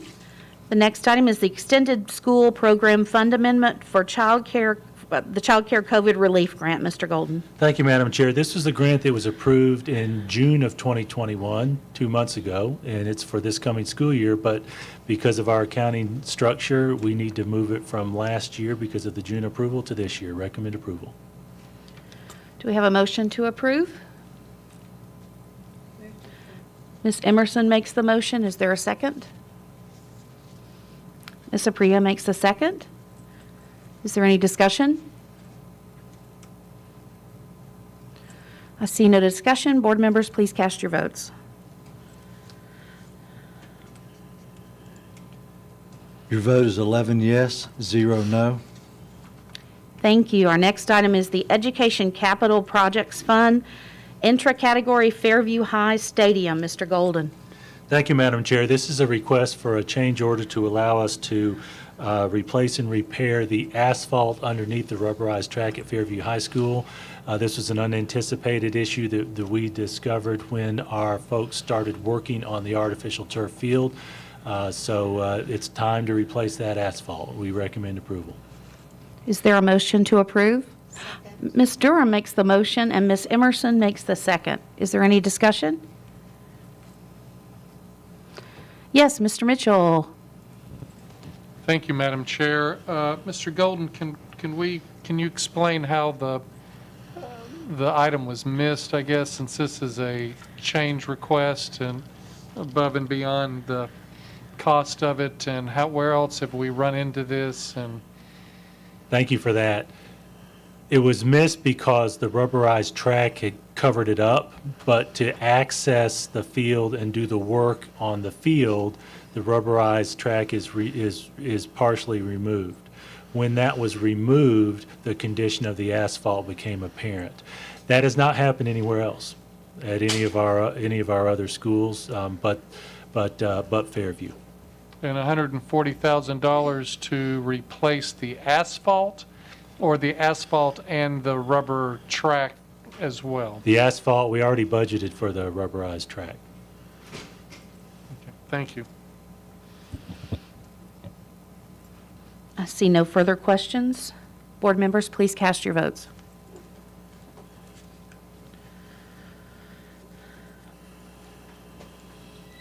Your vote is 11 yes, 0 no. Thank you, board members. Our next item is the Education Capital Projects Fund, the Intracategory Trinity Walking Trail. Mr. Golden. Thank you, Madam Chair. This is a request for additional funds for the Trinity Walking Trail. You had previously approved some funds for what is a joint project with Williamson County Parks and Recreation for a walking trail to connect Cecil Lewis Park to Trinity Elementary School on the north side of the school. It went over for what Mark Samuels, our Assistant Superintendent for Operations, describes as two reasons well over the estimate. Number one, the impact of construction projects and funding with COVID, with just the market changes. And number two, the design of the structure over the creek was added to accommodate cars as part of our joint effort with Parks and Rec. So when we learned that this went over, I went to the county mayor, talked with Parks and Rec leaders and said, hey, this is a substantial increase. Is this still something that we want to do as a team? And the short answer was yes, and so we do recommend approval. We are actually proposing to use remaining funding from the contingency line from Creekside Elementary. We recommend approval. Thank you. Ms. Supriya makes the motion to approve, and Ms. Emerson makes the second. Is there any discussion? Mr. Mitchell. Thank you, Madam Chair. So, Mr. Golden, I remember when we were talking about this particular walking trail and the fact that, we've had other schools that have come to us looking for funds to build walking trails, and we typically don't fund it out of our budget. It's generally something that's pressed upon PTOs or communities, or they go after safe routes to school grants and stuff. So what is ultimately, since this is a $162,000 change request as well for this trail, what's the total cost for the trail going to be? The total cost, including Parks and Rec plus us, approximately $350,000. So what was our original plan? What was our original commitment for this? The original estimate from Mr. Samuel's staff was $106,150. Subsequent to that, the discussion with the county government was to make it capable of bearing automobile loads across that creek. And that was a key change. I will tell you also, traditionally what we do with walking paths is work to cover the portion on our campus if a grant doesn't cover it, but municipalities would typically often be able to get Safe Routes to Schools grants for the walking portion elsewhere. This is different in that it is County Parks and Rec with us.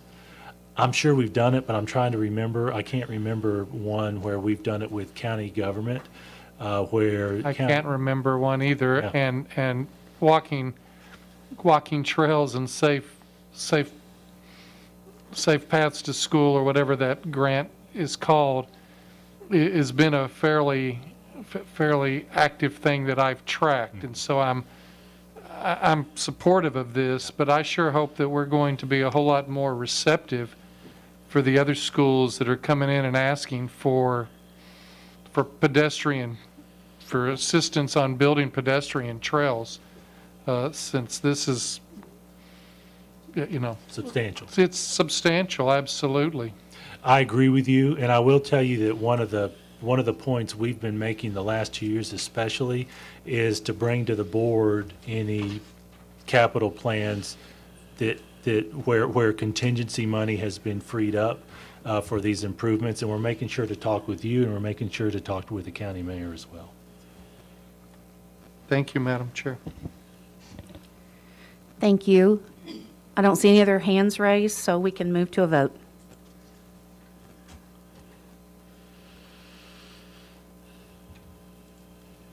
Your vote is 11 yes, 0 no. Thank you. Our next item on the agenda is the approval of the application and budget for Esser 3.0 elementary and secondary school emergency relief. Mr. Golden. Thank you, Madam Chair. We've been talking about Esser 3.0 for months, and this is the point at which we're asking you to vote to approve our application so that we can submit it to the state. We've talked over and over again about the numbers of us compared to others. We do have a proposal for the proposed spending of the $5.2 million over up to 3 years, and that includes 19.5 elementary and 6 secondary interventionists for 2 years, contracted work for 4 clinical social workers for 3 years, plus 51 stipends of $1,350 for digital learning leads at each school for 2 years. And we do recommend approval. Do we have a motion to approve? Ms. Emerson makes the motion. Do we have a, Ms. Apria makes the second? Is there any discussion? I see no hands raised. Board members, please cast your votes.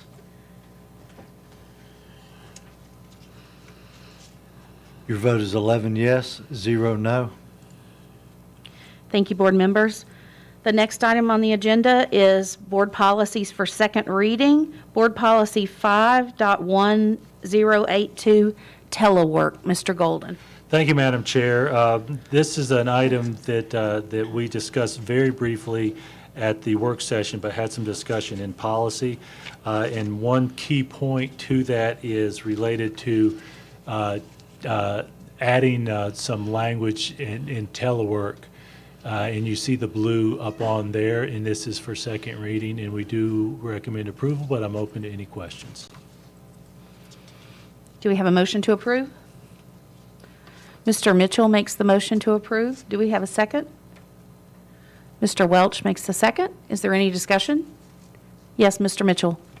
Thank you, Madam Chair. So, Board, I was the alderman, I was the commissioner who asked that this be pulled from the consent agenda. I'd like to offer up an amendment to this motion, please. And my amendment would be to strike the first additional sentence starting on row 7 and ending on row 9. So I basically would like to remove the requirement for in-state residency for this. And that's my amendment. And then I'll have additional comments if I can get a second for that. Ms. Apria makes the second. We're discussing the amendment now. Are there any questions? Mr. Mitchell? Thank you, Madam Chair. So from my standpoint, that this is a decision that Mr. Golden or his or anybody that sits in his position will have the opportunity to decide. I don't believe it's appropriate for us to tie his hands on this, that if he has a desire to, as the policy is written, it's his call to begin with whether somebody can work remotely, and it ought to be his call whether that person can live outside the state of Tennessee or the county of Williamson County, for that matter. So that's the reason I am offering this up, that I believe this is a unnecessary restriction to Mr. Golden's authority and decision-making ability. Mr. Cash. Thank you, Madam Chair. Mr. Golden, don't you already have some wiggle room on that with the policy? I mean, if it's a necessary thing. As it stands right now, Mr. Mitchell is correct that I would have the power to say, I want to employ someone who lives out of state and does all their work out of state. We do have some commuters already, and that's not covered in this, but for the purposes of telework. What we have learned and what our Human Resources Department has recommended is, we haven't addressed it specifically, and for clarity purposes, the recommendation is to put it into policy. So Mr. Mitchell's correct that I do have discretion on paper right now, and this would shrink it. One of the reasons that I'm okay with this policy and ultimately recommended it is for clarity purposes for our employees, so that they would know on the front end that we don't at this point have the capacity to take care of all the logistical items related to having somebody work for us and be completely out. The truth is, I'll be fine either way. It's a clarity purpose, and my intent is, if this passes, that if there's a point at which we need somebody to fully work for us but be based elsewhere the entire time, we would bring it to you. And I do want to invite Ms. Hall to address that question as well. Thank you, Mr. Golden. This section, I think, was added when I discussed this with Ms. Osbrooks, and it had a lot to do with some financial implications that existed if we have an employee who actually resides and works outside the state, because there are tax implications from that, and Ms. Farmer here can speak to that. And I think some considerations as well were due to risk management and also to our health insurance. There are several financial implications to this.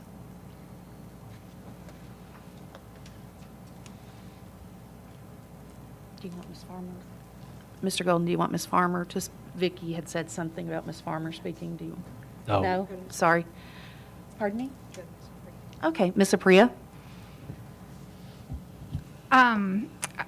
I support this amendment just because with the way things are changing, the fact that we have a WCS online school and there are plenty of credentialed Tennessee teachers living in other states that could easily teach that online, unless there's, I mean, it doesn't say you have to hire someone out of state, but if you wanted to consider the option of hiring them, if you had a hard to fill position, you would be hindered from doing so by this. And it may come a point where a CTE position in the technology field is filled by someone who lives in Seattle or somewhere where they have that expertise and want to teach remotely, as we've been having Edgenuity do the past year for our secondary kids.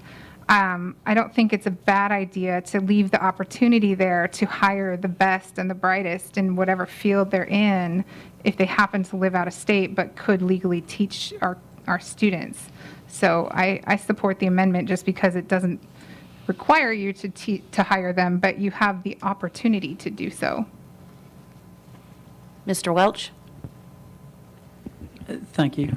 So I fully support the concept of this, and Elliot, we've talked about it before, and I like where you're going with it, and I agree with Jen, is that obviously we want to hire the best people regardless of where their feet happen to be. I work remote myself, and a lot of people do, and obviously it's a big change going forward. But I think the concern for me, and Vicki touched on it, was I know companies here that I've worked for, when they've had an employee move to California, and this is just one example, it's not the example per se, they've had to go as a contract employee, not full-time, because the taxation laws there require that you have to pay full California corporate taxes if you have one employee there. Or something similar to that. I don't want to be quoting California taxation law right now. But that's an example of the unintended consequences, the concerns that I have in this case if we've got 50 different states and 50 different regulations. What are the requirements, separation, HR, payment, retirement, so many different things that way that we just don't know. So rather than not have the safeguards for us, which I think this unintentionally takes away and sort of saying this is the standard that we have, but we can deviate from that, I think we should put those safeguards in place and then say when we get into a situation where we found the right person or have a need or we have to go out, we can bring that back to the board. And if we want to loosen that language up some, if we want to give the superintendent more authority and power to do that, to bring something to the board, I'm all for that. But I'm very concerned about taking it away completely, especially when, we've heard from our head of HR and our head of accounting that they have concerns about this. Mr. Wimberly?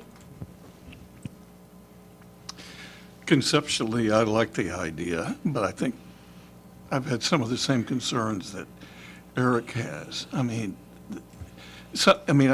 Like Eric, I've dealt with these things, pretty much all my life, and they can, a lot of these things can be overcome. But, however, there are some landmines, and mentioning California and other western states is probably a pretty big landmine. So I'm wondering if we can perhaps investigate this a little bit more. Because I'm not sure, I guess I'm not ready, as I said, I like it conceptually, but I'm not ready to support it yet.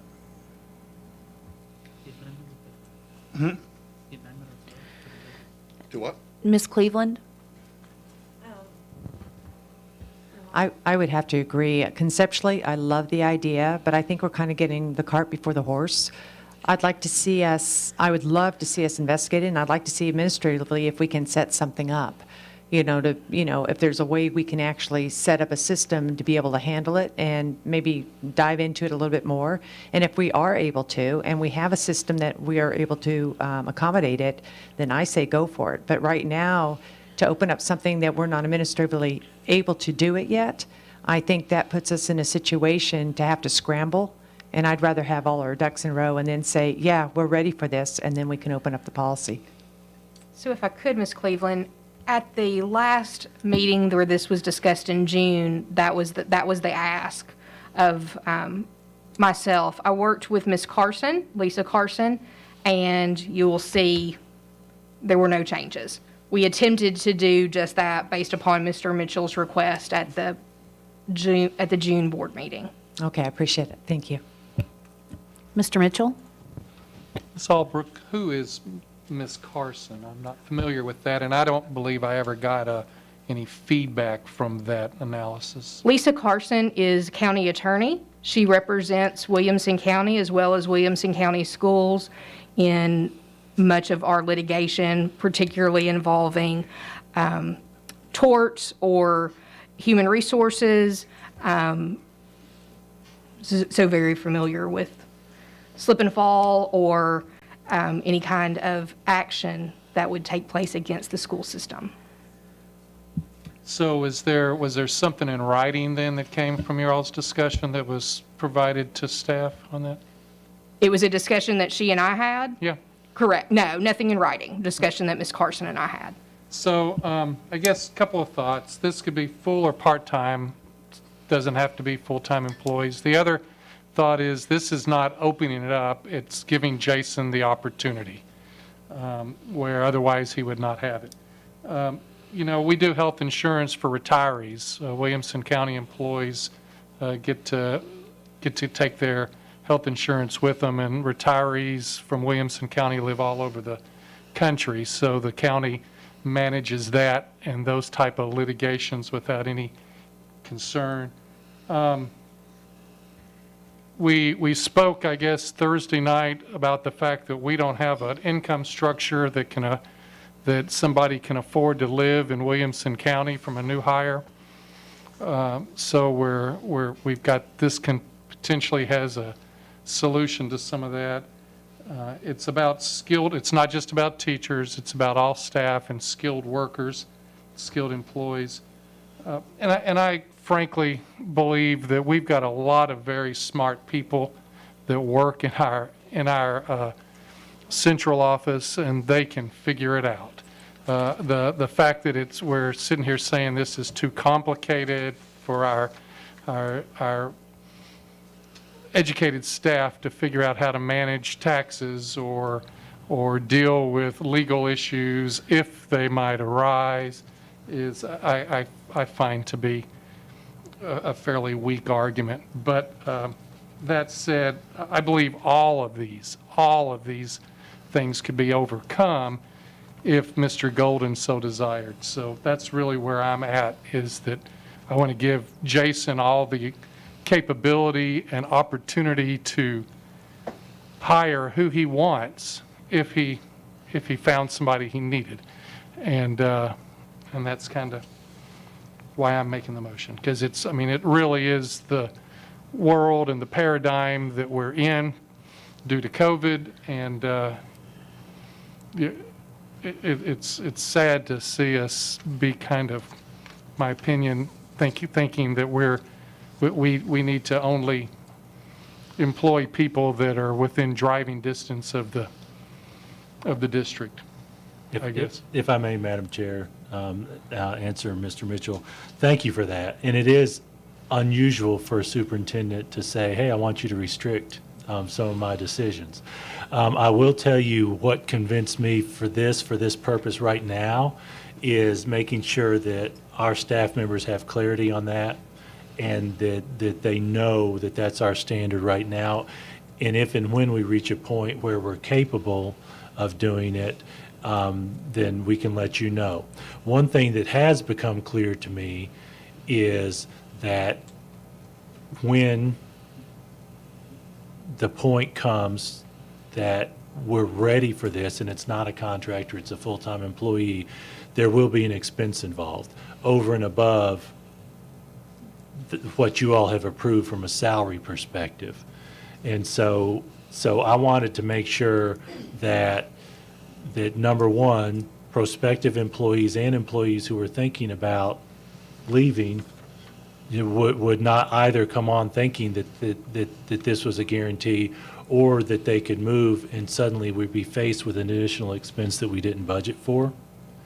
And then second, to make sure that there was a trigger to have this conversation with you when we determined that there was a need and a justification for it that would trigger some additional expense. And additional expenses, I know Ms. Farmer's made it very clear that that would include buying additional modules for income tax from a number of states. The possibility of getting a separate workers' compensation policy for that individual, and some of those additional expenses.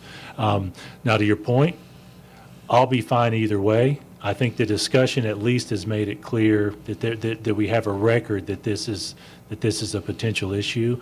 But as I analyzed it, as I sat, I concluded we're not ready for that right now. Human Resources brought it to me that it's not clear to our employees or prospective employees that we're not ready for it right now, and that's why the idea of a policy came in place. Mr. Wimberly? Thank you. Mr. Ha? Thank you, Madam Chair.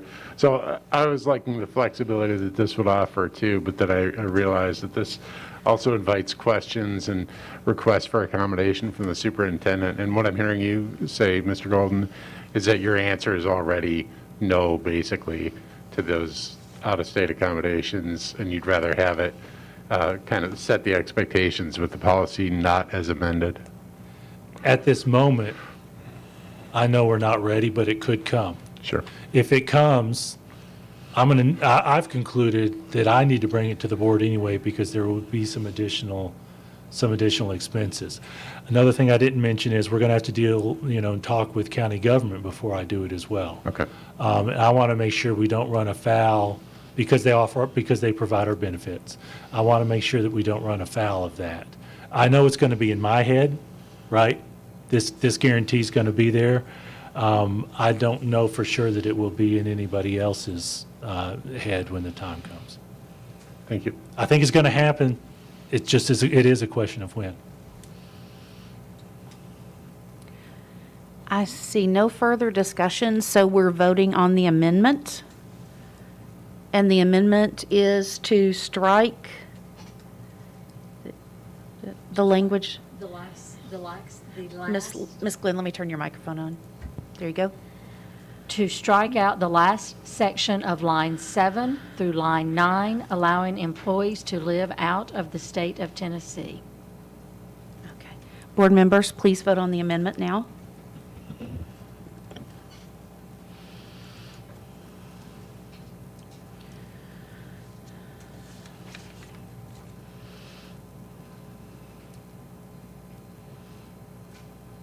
Oh, sorry. Your vote is 5 yes, 6 no. Thank you. So that amendment does not pass. We're back to the original motion now. Is there any discussion? Please cast your votes for the original policy.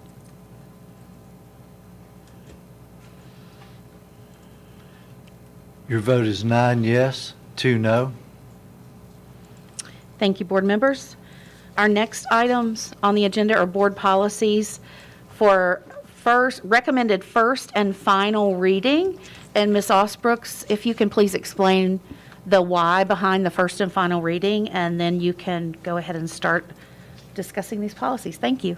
Yes, so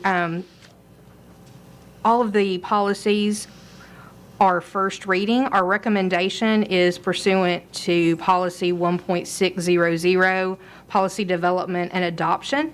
There is a procedure for an expedited action. So board members, you could waive the second reading of these policies and take immediate action to adopt the new or revised policies. So we would need a motion for that to be accomplished. Ms. Apria makes the motion. Mr. Ha makes the second. Is there any discussion? I see no discussion. Please cast your votes. Recommend approval. Thank you.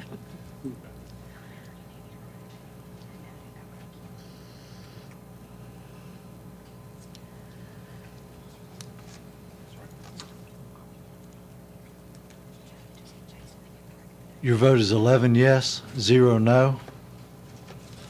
Thank you, board. Now we'll go through these one at a time. I will read the policy and we'll ask for the superintendent's recommendation. The first is policy 3.211, new project planning. Mr. Golden. Thank you, Madam Chair. Recommend approval of this change for compliance with the law. Board members, is there a motion to approve? Ms. Apria makes the motion. Mr. Cash makes the second. Is there any other discussion? I see no discussion. Please cast your votes.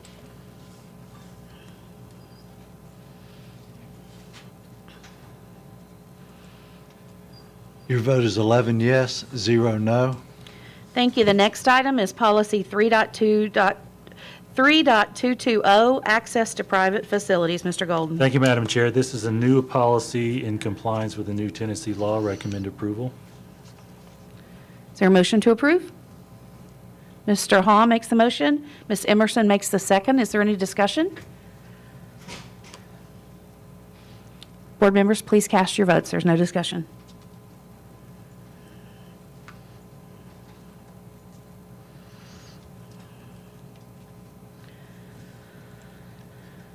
Your vote is 11 yes, 0 no.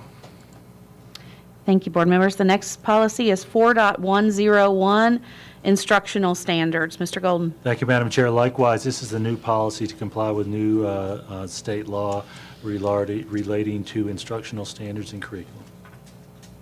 Mr. Ha makes the motion to approve.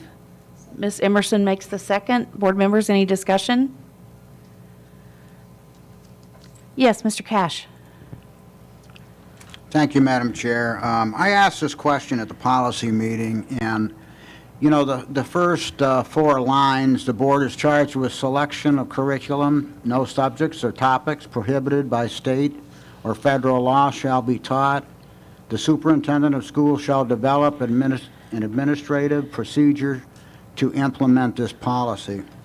I just want to make sure on this policy that we are 100% sure what we're teaching in our curriculums that go by the state and federal laws. I mean, we've heard from groups of people about, wit and wisdom for one. Are we totally satisfied that we are abiding by the law?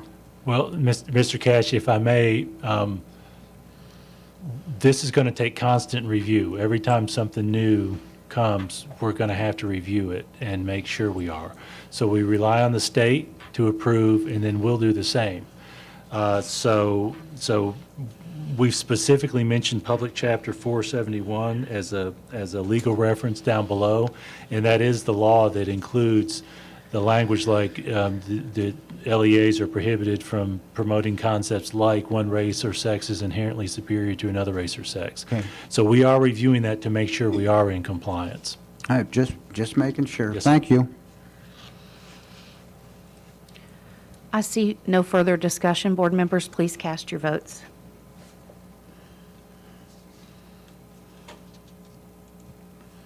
Your vote is 11 yes, 0 no. Thank you. Our next item is Policy 4.204, Summer Instructional Programs. Mr. Golden. Thank you, Madam Chair. This is a new policy related to the new summer school law that the state passed in January. I recommend approval. Motion to approve, Ms. Apria. Is there a second? Mr. Mitchell seconds. Any discussion? Yes, Ms. Apria. Do we need to mention ESY on the programs available?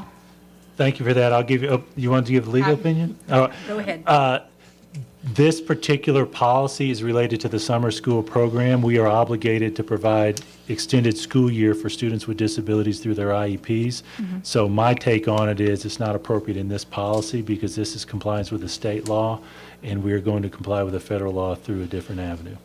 Okay, and then under the recommendation of the superintendent, we'll give a report, number 7, enrollment criteria. Is that going to include the prioritization methods? And are we going to be sure to include, because I know the state says that we have to include anyone who's not proficient for certain camps, anyone who's not scoring proficient on the state testing.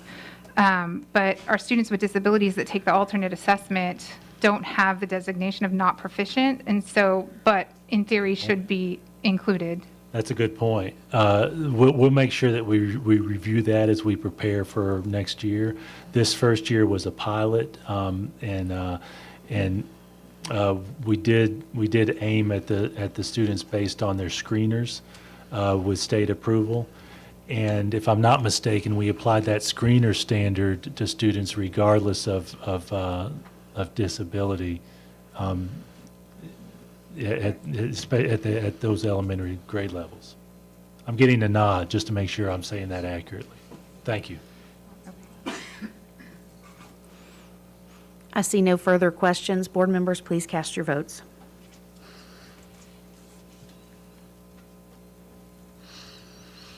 Your vote is 11 yes, 0 no. The next item is Policy 4.213, Family Life Education. Thank you, Madam Chair. This family life education policy is likewise a new one. For many, many years, we did not have the obligation under the family life policy because our pregnancy rate was below the standard. This is in compliance with the new state law, eliminating that exemption.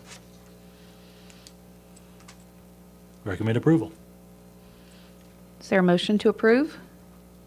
Mr. Hall makes the motion to approve. Is there a second? Ms. Emerson seconds. Any discussion? I see no discussion. Board members, please vote.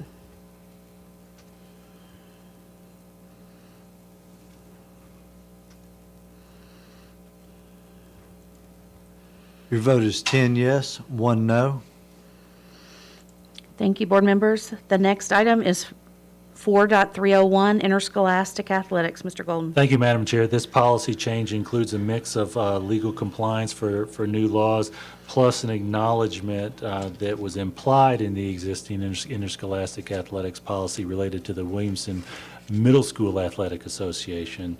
And as you know from conversations over the summer, our plan is to have all our remaining middle schools join the TMS AA. Do recommend approval. Is there a motion to approve? Ms. Apria makes the motion. Is there a second? Ms. Durham makes the second. Any further discussion? Board members, please cast your votes.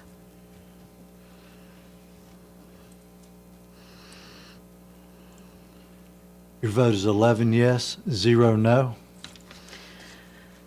Our next policy is 5.106, Application and Employment. Mr. Golden. Thank you, Madam Chair. You have a number of application and employment, well, just the one. Recommended changes from Ms. Osbrooks related to changes in the law to replace the hiring policy, if I'm not mistaken. Recommend approval. Is there a motion to approve? Mr. Hall makes the motion to approve. Is there a second? Ms. Apria makes the second. Is there any discussion? Board members, please cast your votes. Your vote is 11 yes, 0 no. Next policy is 5.802, Qualifications and Duties of the Superintendent of Schools. Thank you, Madam Chair. Likewise, Ms. Osbrooks has recommended a change to the qualifications of the superintendent and duties, of course, based on page 2 of 4, adding educators who have a temporary teaching permit, which is a new method for teachers to teach for us. Do recommend approval of that change. Board members, I'll make the motion to approve. Is there a second? Mr. Haw makes the second. Any discussion? Please cast your votes.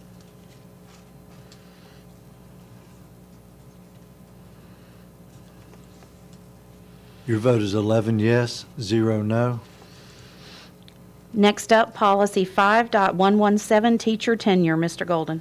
Thank you, Madam Chair. This teacher tenure proposed policy change is designed to replace the non-tenure and tenure policy based on changes in the law. We do recommend approval. Motion to approve? Is there, Mr. Welch makes the motion. Is there a second? Mr. Haw makes the second. Any discussion, board members? I see no discussion. Please cast your votes.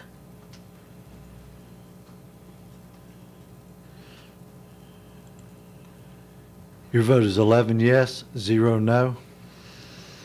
Policy 5.200, Separation Practices for Tenured Teachers. Thank you, Madam Chair. This is what I think of as part 2 of a 3-part related to the teacher tenure policy you just passed, separation practices for tenured teachers. Do recommend approval, which is in compliance with Tennessee law. Is there a motion to approve? Mr. Cash makes the motion to approve. Is there a second? Ms. Apria makes the second. Any discussion, board members? I see no discussion. Please cast your votes.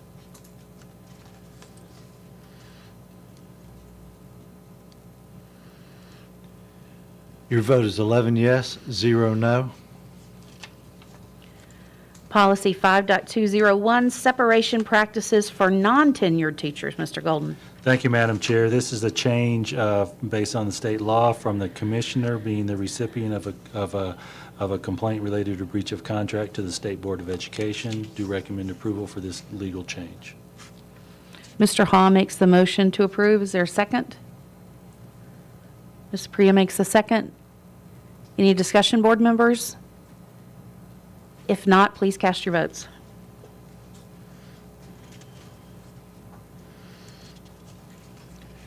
Your vote is 11 yes, 0 no.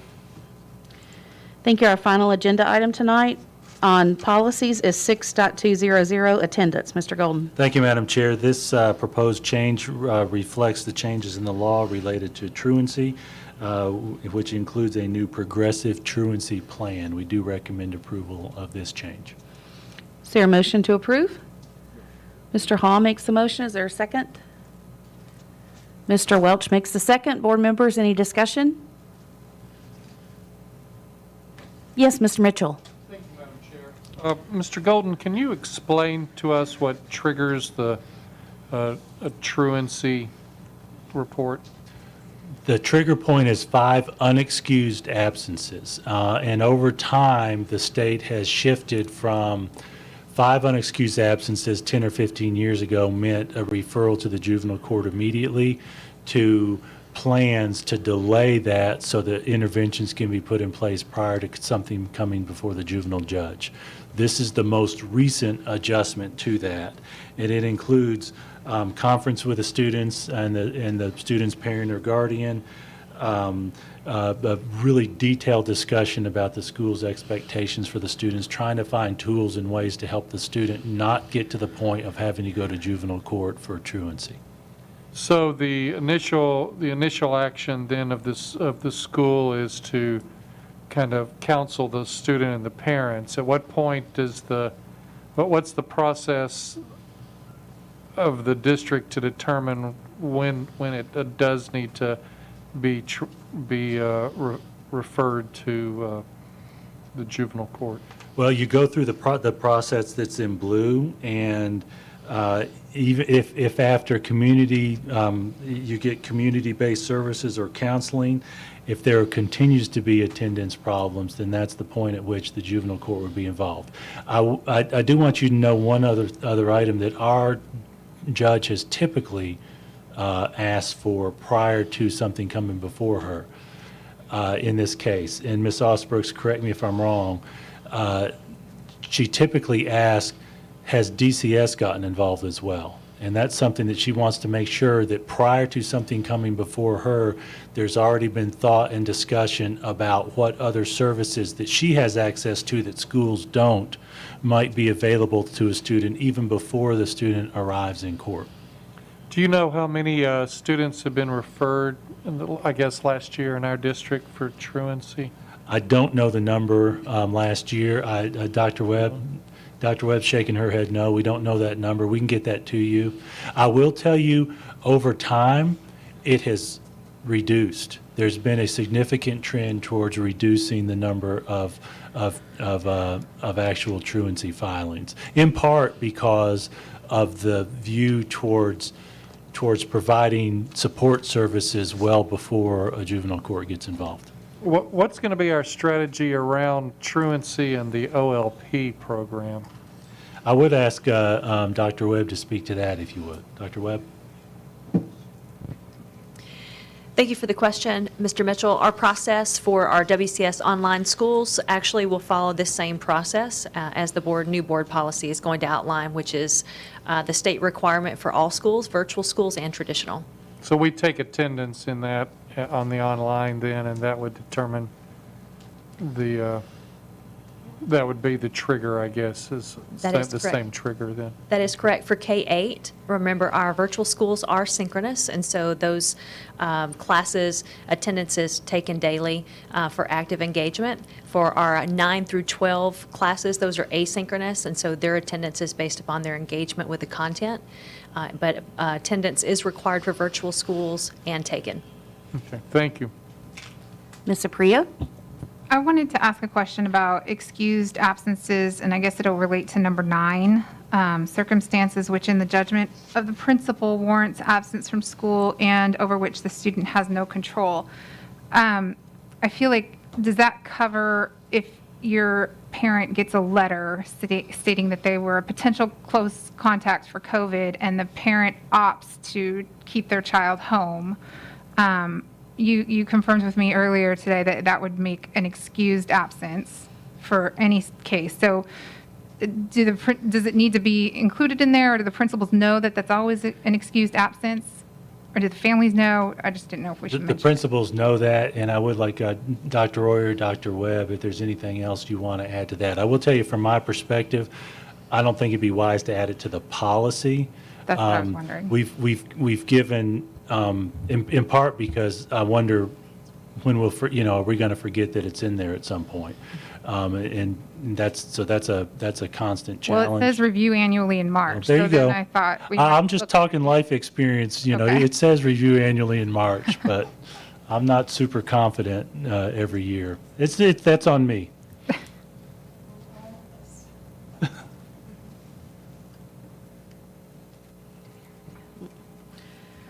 Board members, there's no further discussion. Please cast your votes.